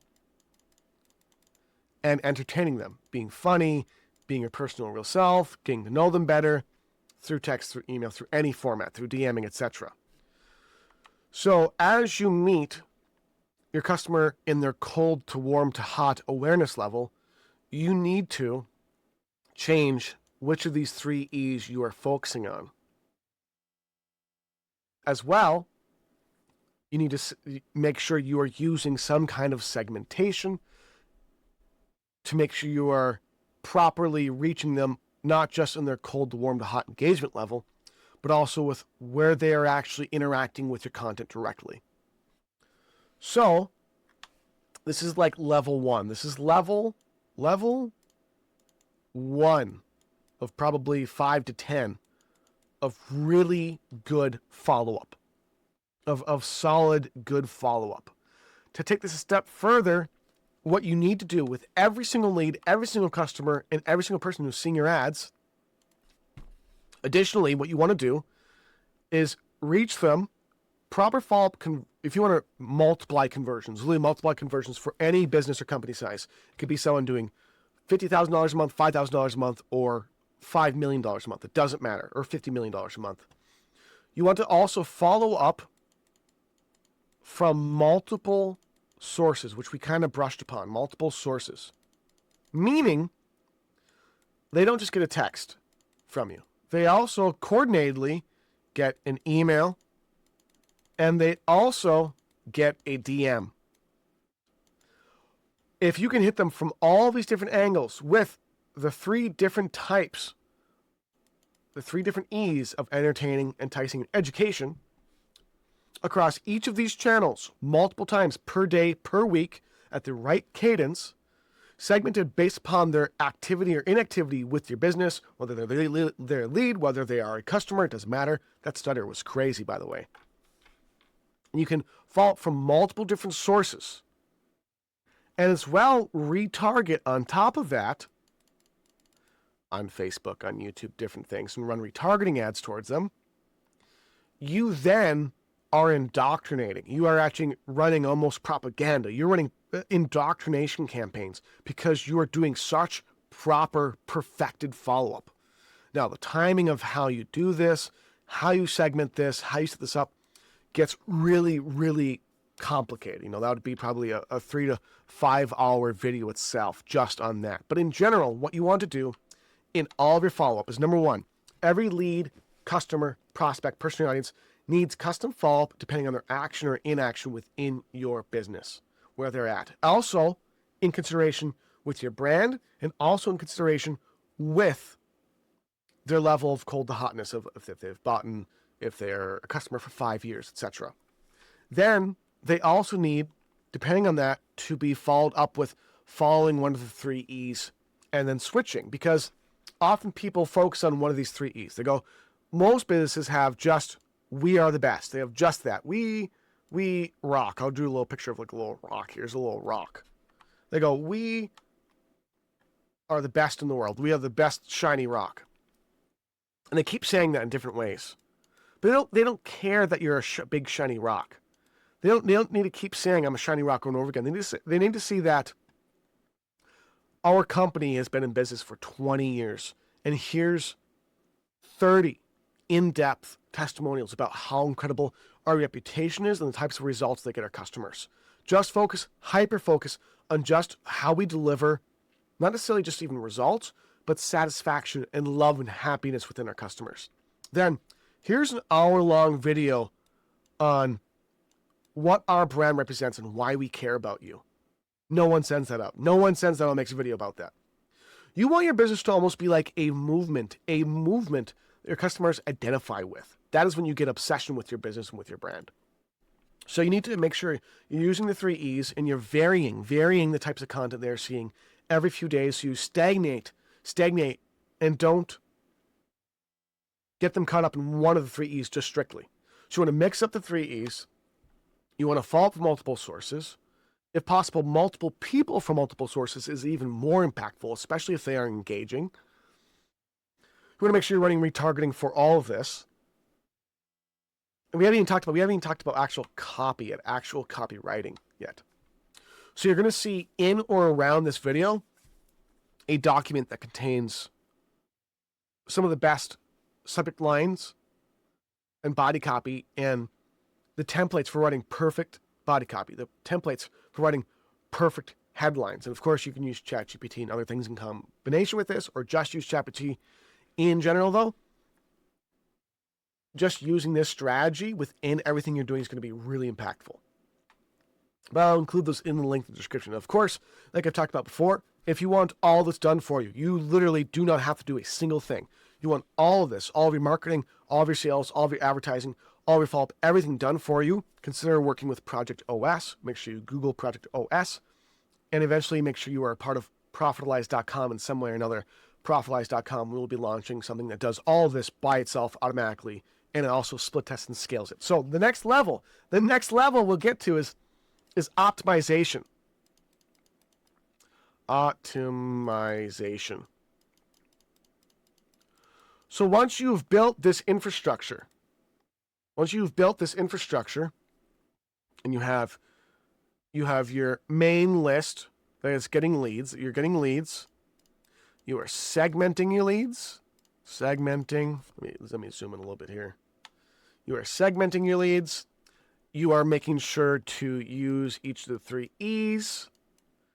You are making sure you have the right timing. You are making sure you're sending at the right frequency. You're sending from multiple channels and multiple sources. You're doing all these different things.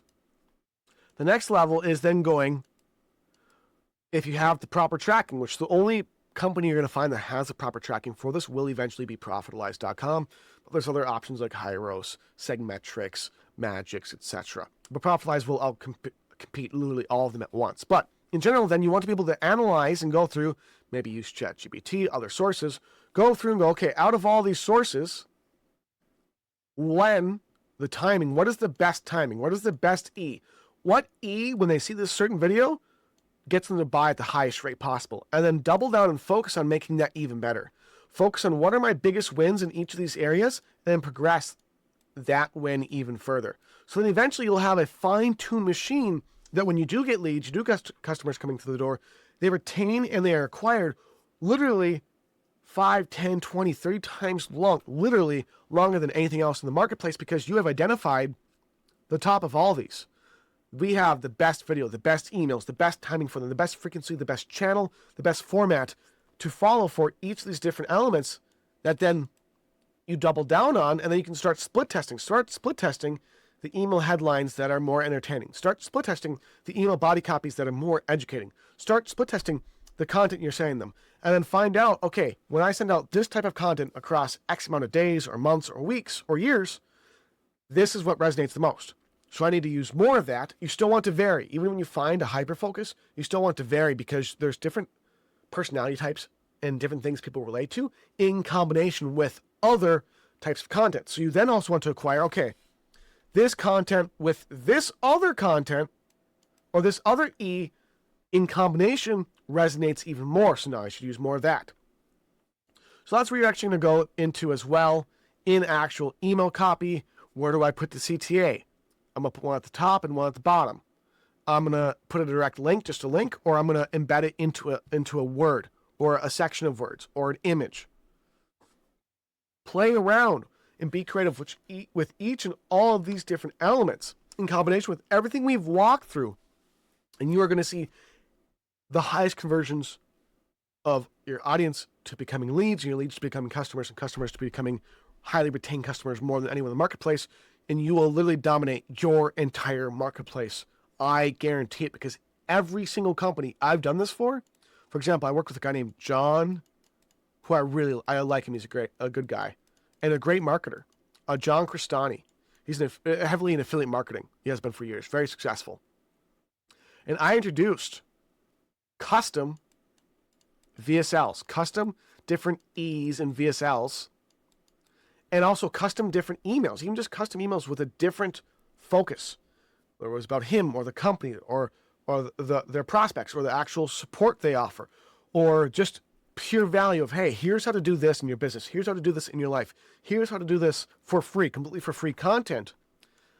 And he went from generating in his email list probably between let's just say maybe to 10 leads every 2 weeks or so, to we were getting sometimes 3 to at the highest point, 8 to 10 leads per day. And these leads were spending between $10,000 and $20,000. So at a 30 to 50% conversion rate, that's just from the email list alone, doubling or tripling of profitability. And that's just from one single change we did with the email list.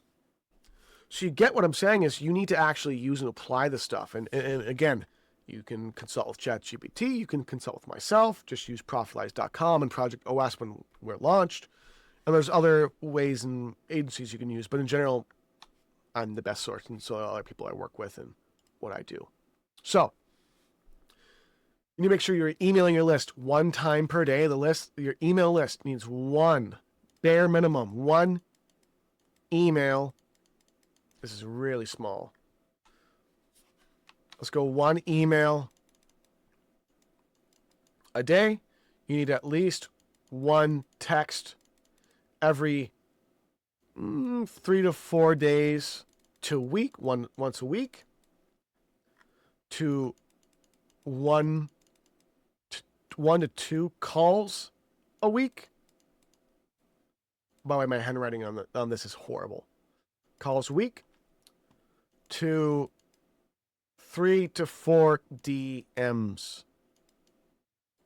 a week. Use these in combination and you will convert every single lead you have into a customer.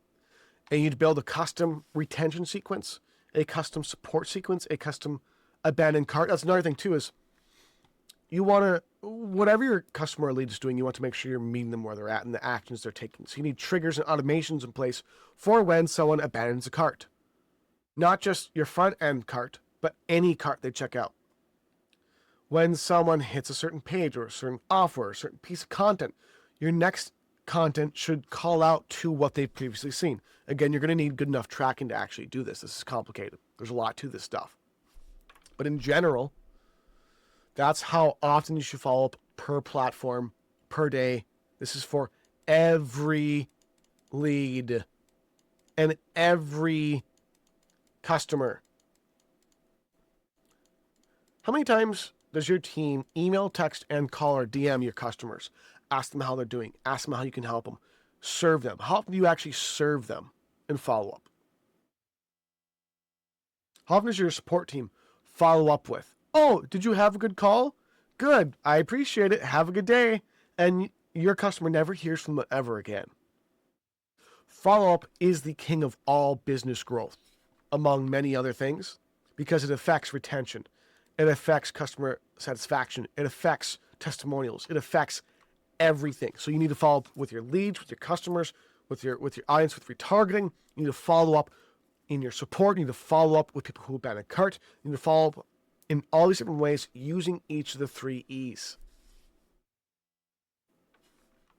Now, additionally, you want to then split test all of your follow-up across each of these formats, across each of these channels, across each of the E's you're using and focused, depending on where they're at in your series or your follow-up, needs to also be split tested. All these different things need to be split tested to maximize conversions across the board, across all channels, across all formats, across all segments, across all perspectives to follow up from each of those different factors. This is multi-variable, very advanced follow-up that, when done correctly, hyperscales. This is what the biggest businesses in the world do. This is why they hire me. This is why they work with Profitalize.com. This is why I've worked with Frank Kern. This is why I've worked with School.com. Kind of Alex Hermosi. This is why I've worked with Marketer Hire. This is why I've worked with Dan Flashman. This is why I've worked with all these giant businesses was because this type of advanced work. And a lot of them I haven't even used all this. I've used only maybe this much because the stuff actually works and it converts and produces a lot of wealth and a lot of incredible results very, very quickly, instantly. Most businesses I can go into, I can guarantee to instantly grow every single channel of your business within a few days to a few weeks. And it's very reasonable and actually easily attainable for me to actually do this and get some pretty incredible results. So headlines need to be split tested. Angles of the email entirely need to be split tested. Which E you're going after, the time it's actually sent out at, which segment they're being sent to, all these different things. And this is with whether they're engaging in emails, engaging with different content pieces. As I've explained, they're engaging with another ad. Now, as well, again, back to the storytelling. If you're sending email broadcasts, again, you want to almost tell a continual story, a developing continual story in each of these sequences. In each email sequence should be a continual story. And every email is a different message, is a different feeling, is a different thing. Because why people don't buy, again, is because you haven't related or built like, know, and trust yet. And it's not because you didn't offer them a discount or a deal or bonus. Those things are effective, though. It's because they haven't been hit with the psychological, the emotion. You haven't caused enough emotion in them to cause them to want to buy from you, to build enough like, know, and trust you to make them actually want to take that action. So,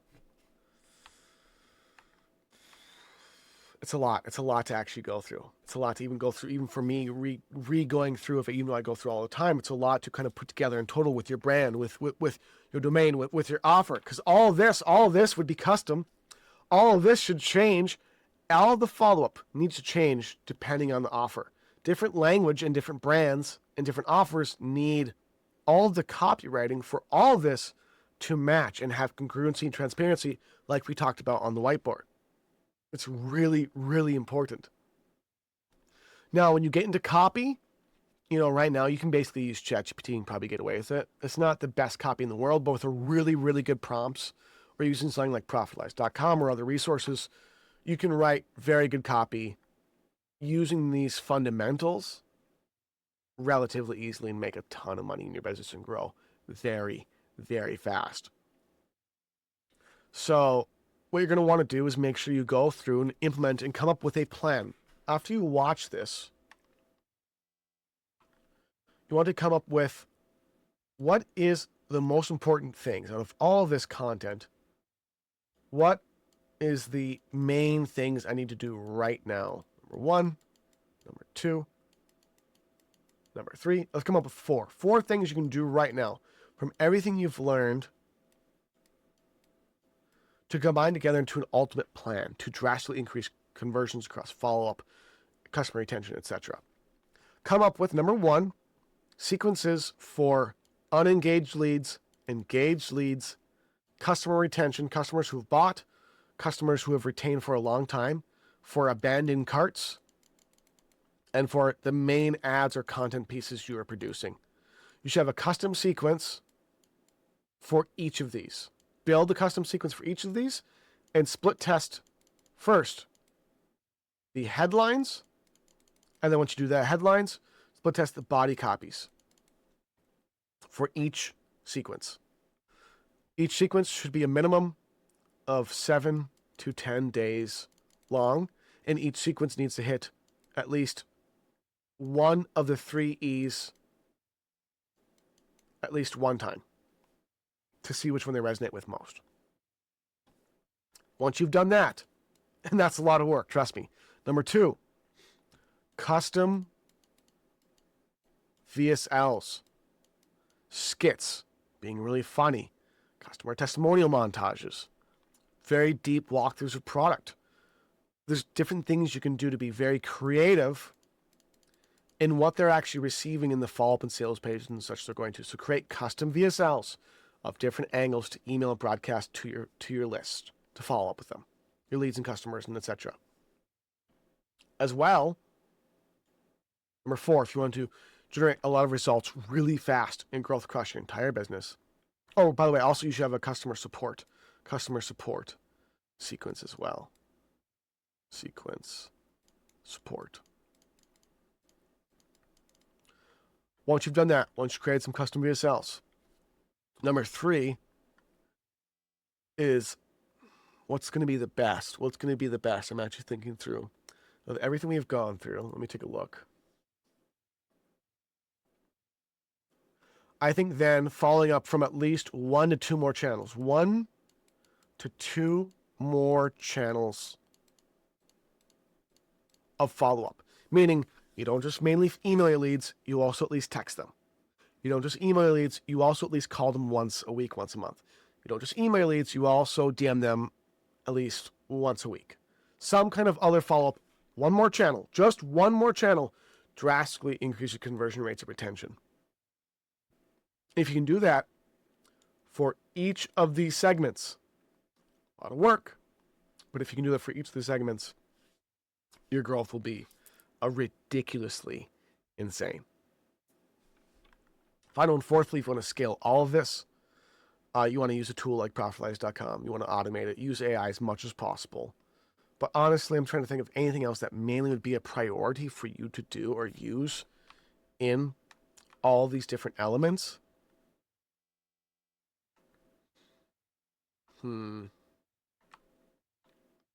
I honestly, I'm gonna stick with my main number 1 thing that I do that I love is passion, and emotion. Always lead with passion, authenticity, emotion, and being real. And the more you do that across all follow-up in general, and create really truly custom, personalized, use a lot of personalization. We haven't talked about personalization in emails, personalization in headlines, personalizing writing copy directly to your audience, also resonating with your brand, who you are and what you represent. Make sure you do that in your copy, obviously. With the right imagery, make sure your follow-up imagery, the text, everything matches. Is use a lot of passion and emotion and talk like you would talk to someone one-on-one. If you do that, all of your follow-up will convert much, much more. Now, I'm trying to think through if there's any other remaining ideas and strategies for your follow-up that you must or should do to maximize conversions, retain customers more, really outperform everyone in the marketplace. You know how often you need to follow up. You know the type of follow-up you need to use. You know the format of follow-up, what to actually write. If you want to know what to actually write, again, is my lead or customer where they're at right now, what's probably the most important thing they need to see next? What is the next emotion they need to feel to make them want to progress towards buying another product, another service, towards building more trust with me, towards where are they at? You know, if they're in email 2 of being a lead, your first engaged lead sequence, they still need to build a bit more trust and like and know with you. Versus if they're a customer, so maybe then in that scenario, you would make sure they get a lot more entertaining and educating content. If you're in email 6 of someone who's been a customer for 10 years, they're going to need some much more in-depth and different content than if they were that lead I mentioned before. Now, the exact words you're writing, if you use these strategies with ChatGPT, with Profitalize.com or a different resource, you're going to be fine. Now, it also unifies all this together. Again, what unifies all this together is you need to have really impeccable tracking, really good tracking to make sure all this does well. Now, you could have no tracking and put all these things in place, or just put the 3 E's in place. Just do this lead segmentation right here, and you're drastically going to increase open click-throughs, retention, your reputation for your email, for your phone number, all the above. So, this is everything you've learned over the past over an hour of content on follow-up, on building and scaling a business and increase conversions through follow-up and through your business is the keys. These are the keys. If you do these things, your business will become a omnipotent king of your industry and your niche. Combine that with being built, hopefully on or around using AI with your offer. There's nothing else you actually need. There's nothing else you need to scale and hyperscale your business. Now, there's a lot more strategy that goes into ads, that goes into doing creative work, that goes into optimization of your sales process, split testing your checkout carts, split testing your sales pages, split testing buttons, split testing button colors, split testing, you know, different time segments in videos. There's so much you can do. But in general, if you want to grow your business, this is a few things you can do to increase massively the amount of sales you're generating and the growth you are generating through your follow-up in any business, any industry, any niche.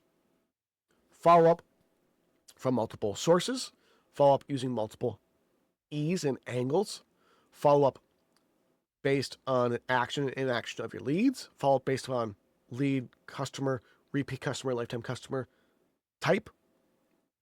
And just doing that alone, your business is set to grow forever. So now we are brought to the final and last complete area of knowledge that you must deeply understand. And you should deeply understand this regardless of even if you do any follow-up. Copywriting and writing communication in a way that gets people to understand and feel what you want them to feel and to take the actions you want them to take is one of the number one highest income producing, result producing skills you will have in your entire life. I mean, literally, regardless of whether you want to write copy to your wife in text or whether you want to write copy, because everything is copywriting. Everything is copywriting, but the difference between good copywriting and not good copywriting is understanding your customer or audience and understanding how to use language precisely and how to change people's emotions with the words you are using. Now, people may argue that with really good copywriting, you're almost like manipulating someone. All language is manipulation. You're manipulating someone no matter what you're saying, but most of the time, you're very poorly doing it because you haven't mastered the skill of communication. And as well, if you write really good copy, it's not manipulation because you're just presenting your offer, your product, your services, and your brand in a very clear and concise way. Now, I know you've been watching this video for a really long time at this point if you're still watching. I want to say I appreciate you. Please like, please comment what you've learned so far, what you want to learn next in my next video.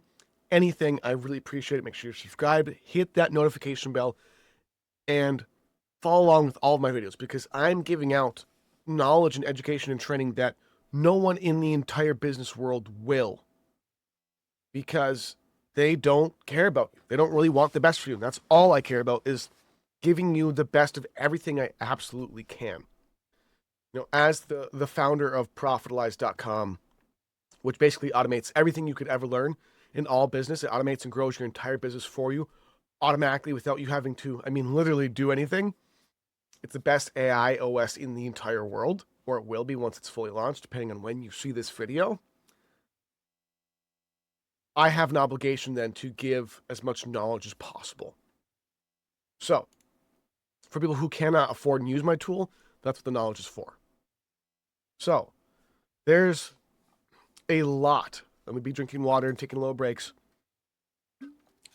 But there's a lot to understand about writing copy.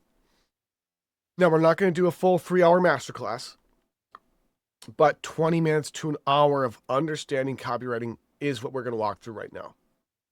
So if you want to write copy that is compelling, that gets leads to become customers, that gets customers to become repeat buyers, that gets your advertisements to actually convert to reduce the cost of your leads, to just grow your entire business faster across every channel. And you can actually use copywriting, again, every other aspect of your life. When you're writing to your wife, when you're writing to a friend or a family member. Most people have not realized that mastery of communication is the number one skill in the entire world. Knowing how and what to say to the right person is the number one skill you can use to get anyone to do anything and for you to get whatever you'd like in life. To mix and match what makes perfect sense together is really what it is. So, number one, and you have to understand this deeply when you're writing copy or writing follow-up emails, text, you want to text someone, call someone, etc. You have to understand, and we're going to be going through a lot of different laws or ideals that are most likely going to give you the highest percent chance. I want to give you all of the most actionable stuff off the top of my head I can think of to allow you to write really incredibly compelling copy. Number one, you should not really honestly write copy until you deeply understand your customer avatar. Now, you've probably heard this if you've ever learned or wanted to learn about copywriting before. You have to understand your customer. And most people go, well, you have to know who they are, where they're from, their age, what they do, and if they're a male or a female, etc. That is the very, very, very small basis of understanding your customer. You want to understand your customer to the depth. You know their exact general estimated average age. You know the places they get their news from. You know the culture and movements they follow and digest on a daily basis. You understand the exact lingo and exact precise language, the way they speak, how long when they speak their sentences are, their paragraphs are, etc. You have to understand them so deeply so that when you write copy to them, it resonates and makes them, draws them in to like, know, and trust you immediately because it's the exact same language they use. So, number one, when you are writing copy, first you must understand who your ideal customer is. Who is the end goal? Now, as we write this, however, you're going to be writing as well to different markets. So the person generally who is at the front end of an ad, who sees an ad, isn't always going to be the person. It's going to be a much larger market than the person who ends up as a customer. So even across where someone is at in your sales process, you change your copy to match their level of interest. You don't go, buy my stuff now, necessarily in an ad. Most ads, if you're doing them right, if they're the first ad someone has ever seen from your business, they first have to learn who you are. They first have to actually build, like, know, and trust you before there's any chance of them even remotely having any interest in buying. So you must instill that first with an ad or ad sequences or many, many ads, and then make them offers. First, you use free lead gen, free offers, lead magnets, quizzes, etc. That's why the front end of funnels and sales processes are designed like that. And then, of course, if they've seen your 5th, 10th, 20th ad and it became a lead, then you can target them with different ads that are more with stronger offers. But of course, you change language based upon not just the avatar, but where they're at in your sales process. And of course, everything else we've talked through as well. So you want to understand, what do you need and want to understand mostly about your avatar? Are they male or female? Because men and women relate and read and understand and process language differently. Different types of language relate to them differently. So you have to first understand, who is my main ideal type of client or customer? Is it man or woman? And then from that, you go, okay, if that is the case, if it's men, I am going to have to use X type of different language to relate more with them. Now, once you figure out if it's male or female, then you want to figure out on average, their exact average age, or an estimate of, let's say, the 75%. Who is 75% of your client base, or 80% or 90% of your client base? What age range are they in? Maybe it's 20 to 35. You have people who are buying who are 40, 50, etc. Great. But if the majority of your highest paying customers are in X age range, then you want to target and work with people in that precise age range, depending on the ads or lead generation, etc. you're running or who you're following up with. And of course, your copy changes entirely as well based on the lingo and language that age range uses, which means you need to study and learn about the differences between masculine and feminine copywriting, and the differences between the age ranges of copywriting relating to them with language, because you change your sentence structure, you change the length of sentences, the length of paragraphs, the words you use, all these different things, just depend on just these two single factors. Again, we're just going through number one, understanding your avatar first. So, once you identify whether it's through running research or estimating yourself, or the best thing you can do is study your top competitors and who they are targeting, the best people in the world, who are they targeting for customers, then you get a much, much, much better idea of the copy and words you should use and how you should use them. And then, of course, you can target going, well, we have customers 20 through 35, but the 30 through 35 range spend the most money. Then you want to design extra ads and more advertising and more follow-up and sales processes just for that type of person, because those people will acquire and generate more revenue than other customers. And the more you can generate these ones faster, the faster your business will scale and grow. So next, you want to understand the exact language they are using.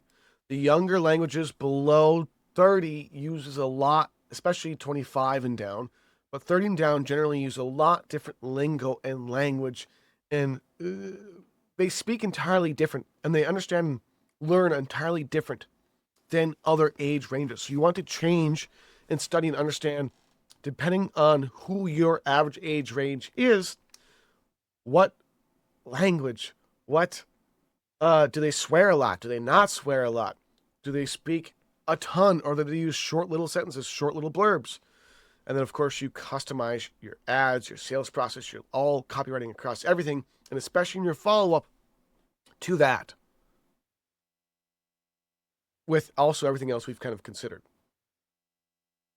Now, knowing where they live, location, can be also really good. Depending on what you're selling, the product and services you offer, your brand, all these different things, knowing their location can change. For example, if I know someone's in the Midwest, I'm from the Midwest, I live in Minnesota, how I naturally speak and write will mostly kind of resonate with them, because I just am inebriated in Midwest language, Midwest food. I understand pasties, I understand the snow, the freezing cold, I understand all these different things. Again, that sounds like I don't even live here because I didn't really go into specifics, but you get what I'm saying. So, understanding location can change the verbiage and the imagery you use, because copywriting isn't also just about just the language you're using. It is the imagery you are suggesting through your copy. It is the images you use and everything else they see entirely to match all these different factors. So, whether they're male or female, you're going to want to study and learn, or ask GPT, or pay myself, or Profitalize, or some consultant to learn about how to write to either one of those main audience bases. And the same for language, the same for how old they are, the same for their location. And what else you need to understand about your avatar is, again, the culture and movements they watch and are supportive of. So, if your audience is in the age range of 20 to 30, they're primarily watching content on YouTube. So the type of content on YouTube they're probably going to be watching, you'll want to learn about that, research that, find out. Based on the industry, and all of this is also based on the industry in niche you are in. Industry and niche you are in your average ideal client or customer. So you take a look at and think about and research and study competitors on what's their gender. Are they male or are they a female? What age range are they? What is the average, most consistent median age? Where are they from? What do they do? What is their profession? What and who do they follow for YouTube creators and TikTok creators and Shorts creators? Who do they follow? What is the language of those people? You want to figure out the language of the people they follow and watch and study the most, and use that language, because that is what they are currently digesting, and mostly digesting on a consistent, real basis. Now, as well, understanding what they do as a profession, so you can target that as well in your copy. Understanding all these different nuances is really, really, really important for relating to them when you actually start writing copy itself. And as well, you want to understand that writing copy that is real, genuine, passionate, and that reads as if someone actually wrote it. Yes, there are AI ads and AI follow-up. There's follow-up that converts that's written by ChatGPT and that it isn't written in this format. But from my experience, the copy that I have written when I am most compelled and passionate and emotional and feeling, really good copy is writing that feeling that you and the customer have both experienced before and having them deeply feel that and understand that and cause an emotion that they go, you get me.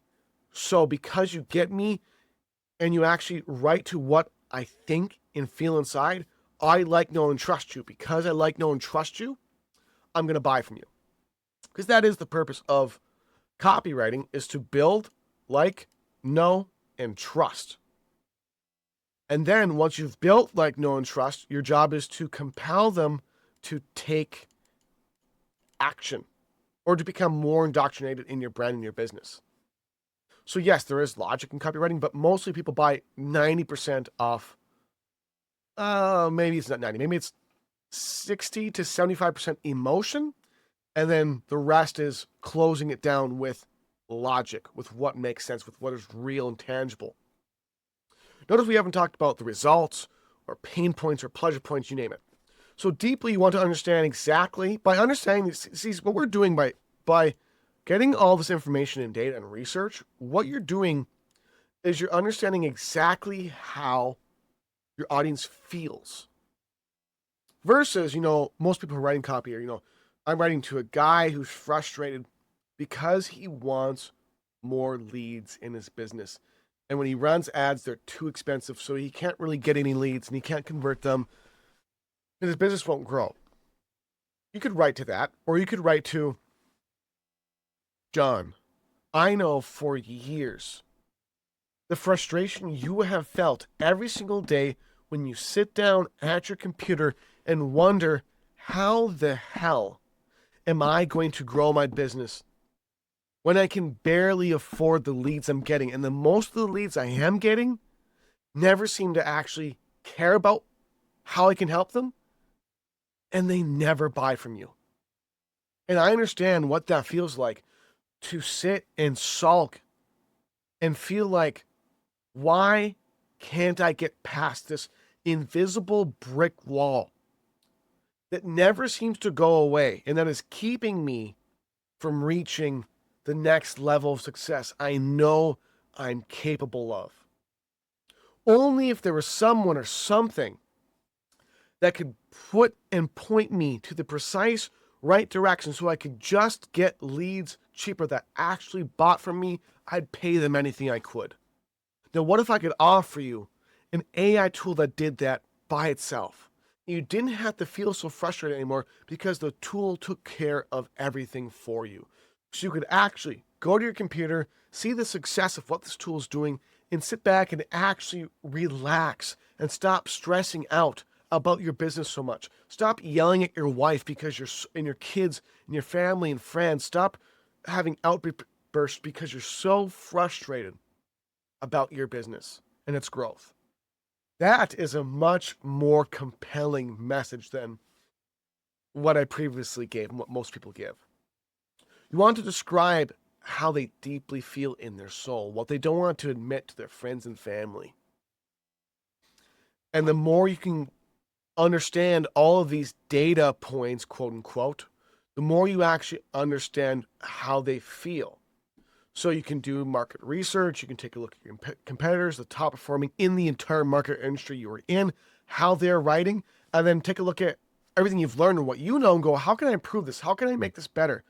How can I make this more feeling real oriented? How can I make this stronger? How can I make this so my audience, when they see my messaging, they know I actually give a shit about them. They feel like I'm on their side deeply. So you want to understand everything about your customer avatar, and most likely not just like your general customers, because you want customers who buy at the lowest cost, who pay you the most money, and who retain and who spread the word about your movement. Those are your ideal dream, as Russell Brunson would say, who debatably is, we won't go there. But You want as many dream customers who spread the word of your brand, who will be affiliates for your brand and your business, your company, talk about your product and services every single damn day. How do you write to that avatar? In your videos, in your follow-up, in your ads, and text, and everything. So you need to deeply go through, research, learn, if you haven't already, your ideal buying, word spreading avatar. And write to them like you are leading the movement. That's another level. That's another level of writing copy. Is if someone feels like they're not just buying a product and service, but they are a part of something that's actually changing them or changing the world in a real and meaningful way. You are a movement. It's almost like writing propaganda. You are a movement in this industry. You are changing how people sleep forever. That's compelling, more compelling than get good sleep. We are changing how people sleep forever, because the biggest problem in most people's lives that's affecting their hormones, that's affecting their health, it's affecting how they care for their children, it's affecting how they go to work. Every part of their lives is because of the type of rest they get. What our pillow does differently is it gives you a cool, relaxing, enjoyable sleep where every time you wake up, you feel like this is the first time I've ever woken up before, and I feel incredible. So you'll notice as well, it's very important in your copywriting. We're going to get there. We're kind of jumping all around, not just avatar. But that language I just used sounds real. It sounds genuine. It sounds passionate.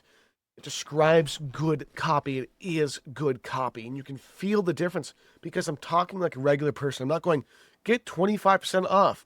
Oh, or liquid cooling, extra cool, pillow 0.4. No.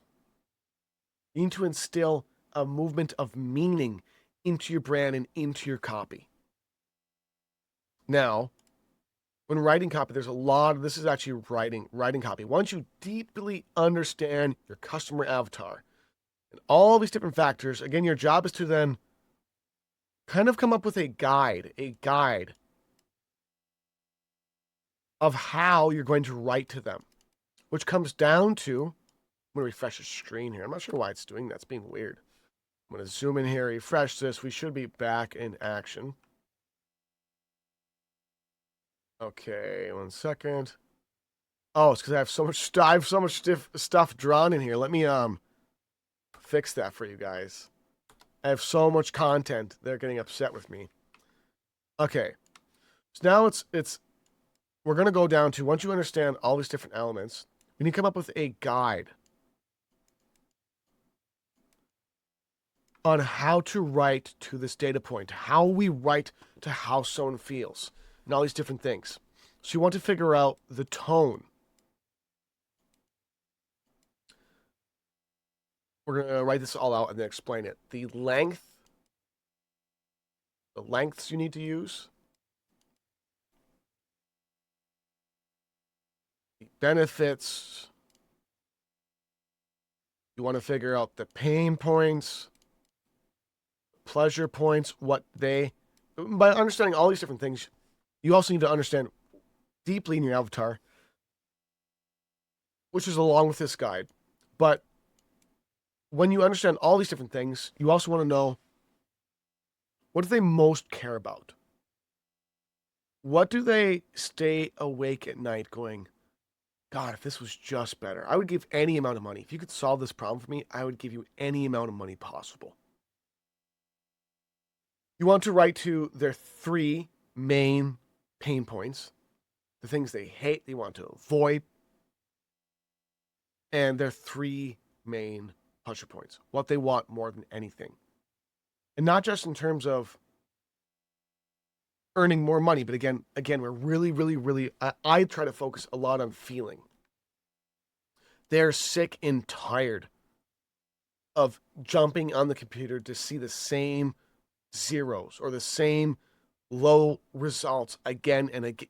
There's different things we can go into for this, but you want to study as much as possible, research, learn as much as possible from what you can in your own customers, your own market, and your competitors' markets, and come up with this, and then use this to create a guide of the tone, the length of the copy, the three main pain points. And you will want to make a larger list, probably 5 to 10. 5 to 10 is the larger, longer, more preferred list. But getting the three and writing to those is really important too. So find those. Think about the main benefits they want, the main advantages. What makes your, if you do have this, which most businesses don't, what makes your business unique? And it doesn't have to be, we have this proprietary technology. It could be our support. 24/7 live human support right now would outsell everything on the market because no one does that. Everyone's using AI. If you have AI and someone can speak to a real person, you will outcompete literally everyone in at least support. And that itself could be a big, big, big factor. Because then you can structure your offer, your product and services, your brand, and everything from that. How can I be unique in my copy with my support? Well, if I have live customer support 24/7, if we update our code base and add courses every single week for training, no business does that.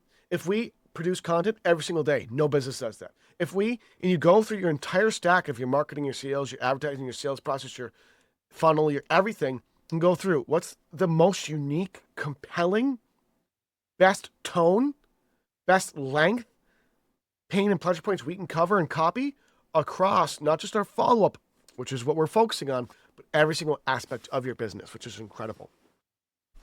Come up with as well in your customer avatar. What are the colors they like or resonate with the most? What are the colors they like? What type of imagery do they need to see that feels compelling in your copy? Because people read follow-up copy in follow-up ads, follow-up sales processes. Most businesses don't do any of this. Follow-up sales pages, follow-up via sales, follow-up text, follow-up calls, follow-up emails, all the above.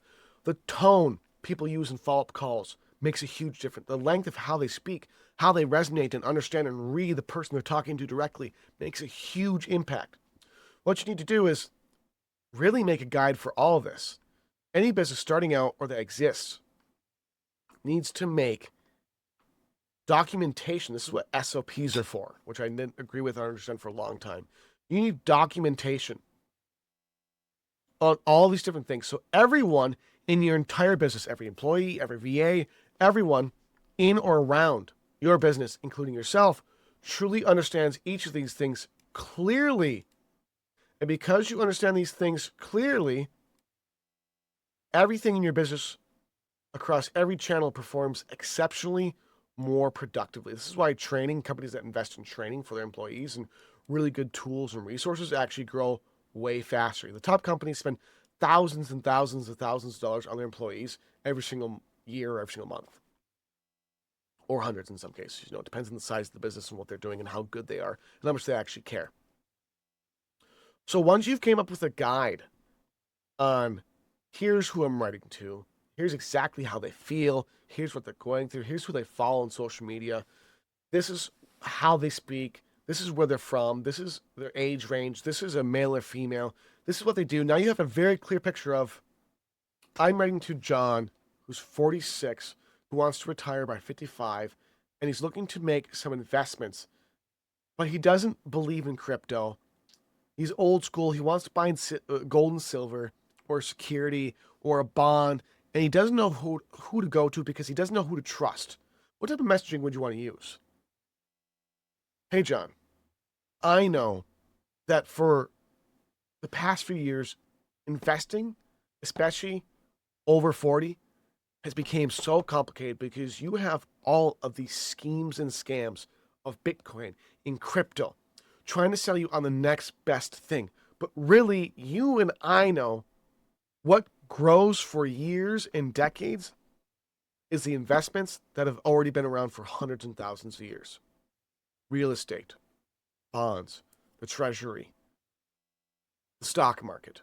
And what I want to do is just speak to you one-on-one and give you a done-for-you call where we actually learn about you, your life, your family, what you actually care about. Then we structure and we together decide and find out what is going to make sense for you, John, for the next 5 or 10 years to get you to be able to retire with potentially a few $100,000 or a few $1 million extra of value and of your investments in total amount. Could we just sit down and talk about this and figure out what's good? That type of messaging versus calling all 45-year-olds looking to retire by 65. Here's our 7-step. Like, both of those do work, and you should split test these things. You know, all this copywriting, once you come up with your guide, you want to split test it as well. Split test your ads, split test your sales process, split test your sales page, your checkout carts, your follow-up emails, the sequences, the titles, based on everything you've learned on these things as well. And using this type of copy is really, really, really effective. I just came up with pretty decent copywriting, you know, off the top of the head, just based upon this. And once you understand someone who you're talking to, like I do this live. When I talk to someone, I know I'm reading their facial expressions. I'm reading and understanding how long and how much they say in response to what I say to them. If I know anything about them, what they do, if they're more quiet, if they're more loud, if they talk more or less, all these different things I take into effect live and change and alter my tone, what I'm writing, how I'm writing, or how I'm speaking to match that. Because you want to mirror, reflect, and then lead in your speech and in your follow-up and your writing. So I understand you. This is what's been happening for a long time. We all see this. And the best thing we all know that you can do next is, and then you progress. You progress the person through writing what's really impactful. We're going to go through a lot more. We're just getting started. Is usually if you do this by writing a story, stories are the most compelling form of media. Storytelling is number one. But we'll get there. Because once you understand these things, as I was walking you through, once you understand who you're talking to in any moment of life, and you understand and have a guide of the tone, length, and all these other things that resonates with them the most, then, and only then, you can start writing actual copy and speaking actual copy in a way that is absolutely compelling, that draws people in and that gets anyone to do basically anything you want in some ways. So, good copy, if you're writing copy, uses generally a variety of different types of speech, meaning there's statements, you're asking questions, I gotta delete more text here because we're going for so long and we're making so much content. Let me delete this. You're using statements, you're using questions, and again, all this language we're going to go through. Statements, questions, bullet points are really effective. Bullet points, imagery. Videos are extremely powerful. Videos, testimonials. When you build all of these things into a cohesive story, while understanding these different factors here, you can write compelling copy that converts in any industry niche. You don't have to even be in the industry niche for any amount of time. I've written provenly better copy in industries I've never even heard of than the copy they have that exist. Whether it's been affiliate marketing, whether it's people who sell tires, whether it's people who are like a company called Jopwell that's in like diversity hiring, whether it's been companies that are selling supplements, whether it's companies that sell a health and wellness, guy named Sterling I met in Budapest and Hungary at Affiliate World. Copy, you name it. When you understand these things and you use a lot of different elements of speech in a story over time and follow-up, you build a movement. You are compelling people because you're creating content they love and want to read, see, and understand and feel. Now, in writing copy, Again, we could go on, we could write and talk about copy for 3, 5, 10 hours straight. Copy is a very unique, robust, because it's the study of all language and how language works and how people understand and function and learn through language. But I'm just trying to mainly give you the main overarching points and things you need to understand if you are going to write copy that actually works, functions, and that performs exceedingly well. So, additionally, in writing a story, so let's say I'm writing to let's say Bob, who's 48, and he wants to start investing, and he doesn't trust crypto.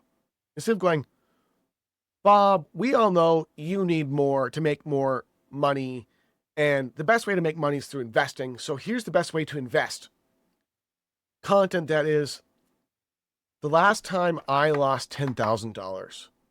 The last time I heard a story about, and specifics, my friend Jesse. I'm going to make it better.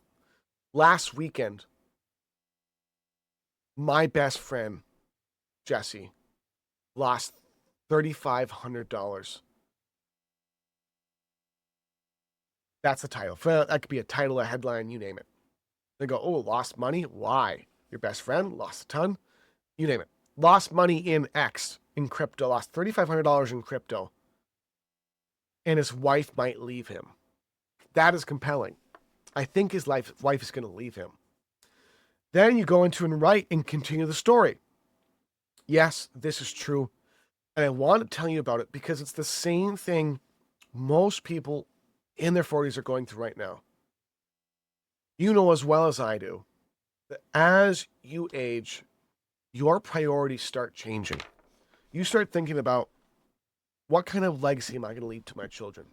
How am I going to survive on just Social Security as I get older? Will I survive? And last weekend, when I was with Jesse, he came to me breaking down.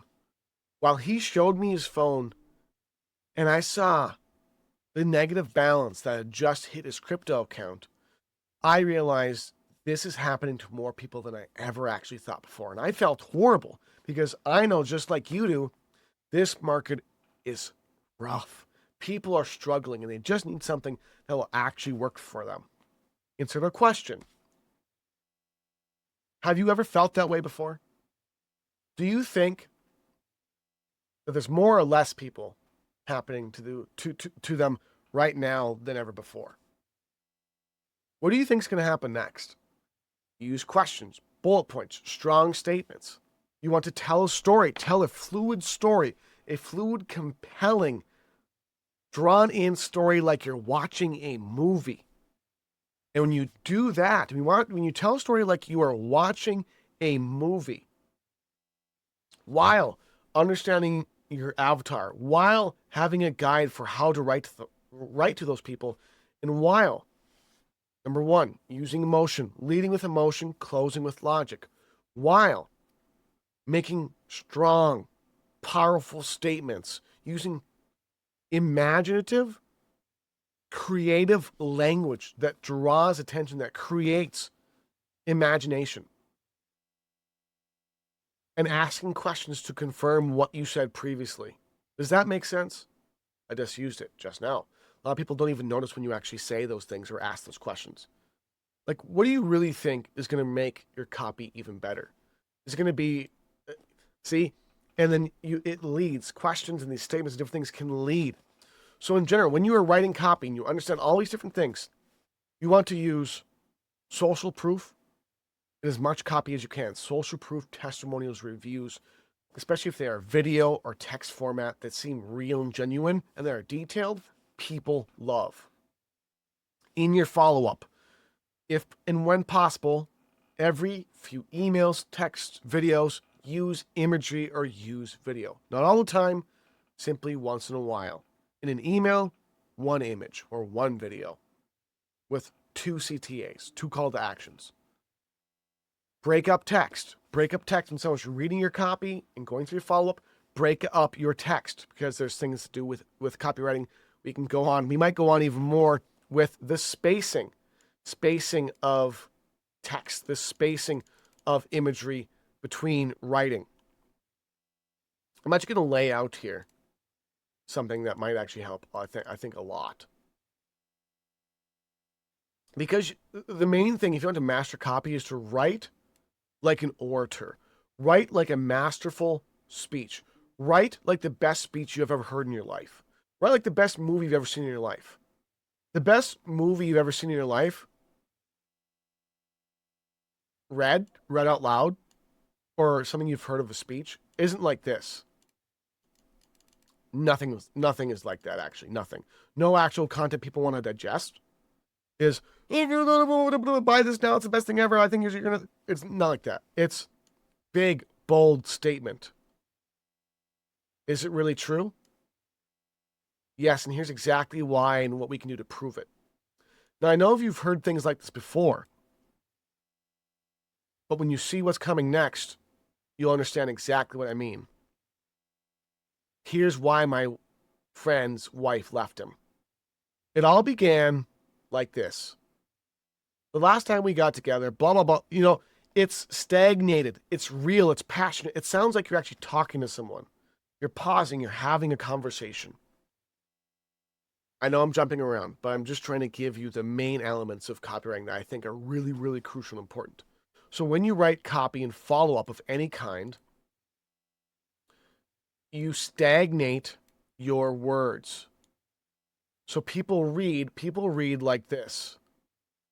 People read like this. We're using actual reading psychology to do this. And people don't just read like this continually. They want shorter, longer, this. So by doing that, long, short, you are essentially following this structure. So it makes it easier and people are going to be more likely to read. So when you're writing copy, write some stuff shorter. Write bold statements. Write an impactful question, a shorter question. Then later on down the line, when you're writing, a longer question. This changes if you're texting or DMing, you're not writing as much language. But if you're writing follow-up emails, then you're going to use short, long, short, really long, really long, really long, short, long, short, a little bit longer. You're going to do that so people are constantly drawn to the next line. Your job in writing longer form copy, at least, is to keep drawing them along this line until the main point of a copy, ad copy. This is a text ad. A text ad someone's seeing on Facebook. You want them to read the whole thing. You don't want them to just read this. This is the first thing and most impactful thing they're going to read, but you want them to read everything. And you don't do that. No one wants to read unless they're like really learning about something super in depth. No one wants to read this. This is hot garbage. This is trash. This is disgusting.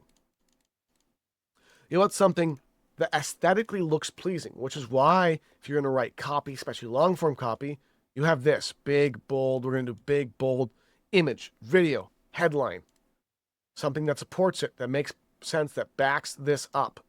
And then done in a story format, this will be a little longer. This would be a little here. Don't you understand what I'm saying?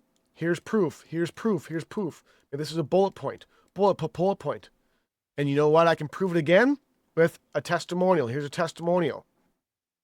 So, if you believe me, here's a CTA.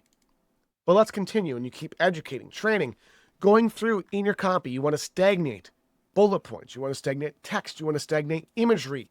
So it is a masterfully creative piece of art. That's what copywriting is changing linguistics and language into art that people feel compelled by, that they understand, that they feel deep inside, that they want to learn more from. So when you write copy, and there's a lot to learn. There's so much more depth we can go to in all this. This is why I'm giving you kind of just a guideline, a general guideline to writing effective, powerful language that compels people to take action, learn, and listen.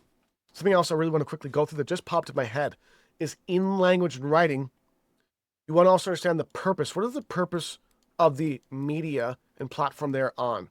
So if I'm writing for LinkedIn, if I'm writing a content piece in LinkedIn I'm not going to write the same way as if I'm writing on Facebook. We've kind of gone through this. It's not going to be the same as if I'm writing an email, a follow-up email. It's not going to be the same as if I'm writing a text. So you want to change the language also to that platform. And LinkedIn is mainly for education, hiring, professionals. You use different language. Texting is very personable, very real, memey, imagery. You have to be real in text, or these people will not give a shit what you have to say. All these things are really, really important. And understanding them is complex. It takes time. It takes what is the most important thing in all copy is you must write. You need to write and test. Copy. The best copywriters in the world, when you're writing a follow-up text, a follow-up email, a follow-up sequence of any kind in any format, text, email, DM, it doesn't matter. Rewrite and write. Rewrite. Write it once. Then rewrite it masterfully 3 to 5 times or more. And write it 5 to 10 times or more. Rewrite it, depending on how much impact this form of media is gonna make. If you have the time and energy to do this, you want to make it as impactful and real and powerful and passionate as you humanly possibly can. The first time you write something, most likely it's not going to be that. But if you rewrite it and reformat it like you did in school, it will eventually become a masterpiece of language. This could be for a text that's 2 sentences long. It could be for a DM that's 3 sentences long. Or a paragraph. It doesn't matter. Make it perfect. Make it count. Make it real. Make someone go, this seems like someone actually cares about me. They know me. They understand me. And they want the best for me. So write. When you are writing, write like your favorite best movie of all time. Like your customers, like your audience's favorite movie of all time in relevance to your brand, your business, and how you actually are trying to sell and offer them value. While understanding everything about your audience, who they are, their culture, what they're like as a person in their soul and their heart. When you do this, you're going to write really compelling copy. Now, thinking about what to write, a lot of times people get stuck on, what do I write about? Go, what's something they care about most? Well, this X result. Write about that as much as you can. Write. It doesn't matter if it's perfect. It doesn't matter if it sounds amazing. Your grammar does not matter. Most people, grammar, mostly in general, does not really matter at all. In some cases, yes, but as long as it sounds comprehensive and it sounds like natural language, people will like it in most cases. So, write. And then once you write for a while, go, okay, out of all of this I wrote a ton. Just write randomly, anything. Write anything about your ideal customer, what they want, etc. What you're thinking about writing about with the main idea at hand. What's the main idea? Is it they need money? Why do they need money? How do they need money? What way? Ask questions. Ask why, how. When you find your main idea for what you're writing about, find your main idea and ask why, how, when. Write about that. And then go, okay, how can I fine tune, optimize this, make this better? How can I break it up? How can I add bullet points? How can I add an image? How can I add a video? And think through those things. And then do it again until you have a perfect piece of content, follow-up email, text, DM, etc. that you then can place wherever you need to. This is a lot. This is a lot to learn, to think through, to take notes on, to really understand deeply and concisely. It's going to take time, a lot of energy, and I don't want to do a whole copywriting you can talk about for, there's copywriters that are paid to speak about copy for hours and hours on end. And we're not going to do that entirely in this one session because this video you're watching is going to be hours long, probably 3-4 hours long, I'm not sure, by the end of it. But in general, you need to follow up. You need to follow up across every media type you can. You need to follow up passionately. You need to follow up in an aesthetically pleasing way. You need to follow up with the proper tone. You need to follow up focusing on your ideal audience and customers' main pain and pleasure points. You need to understand how to write a story. Write like a pitch and make it into a story instead. Make a lot of your copy, try writing your copy as a story and see if that changes things. Write as a story, write not as a story. Compare which one which email sent out got more sales, got more results, got more leads, you name it. And be yourself. The most impactful things I've ever written have came from when I'm talking to you like this. I'm just talking to you like because I am a real, genuine person. People feel how you feel. This is the number one. The number one thing you can do to write compelling copy is feel what you're writing deeply in your soul and fucking write exactly what you're thinking. If you were alone in a room thinking to yourself, you are pissed off or you're passionate or you're feeling love or depressed or something, write that. With everything we've learned and taught you, write that. And then fine tune that into a copywriting razor that cuts through the psyche of your audience and compels them to immediately take action, learn more, buy, grab that discount, watch that piece of content. Because it is so real. People feel it in their heart and soul and their mind, and they don't get that anywhere else but with you. In your own brand voice, your own brand coloring, your own brand text, in all these different ways. So that, my friend, is if you want to follow up and write good follow up, that's how you do it. You want to grow and hyperscale your business across all channels?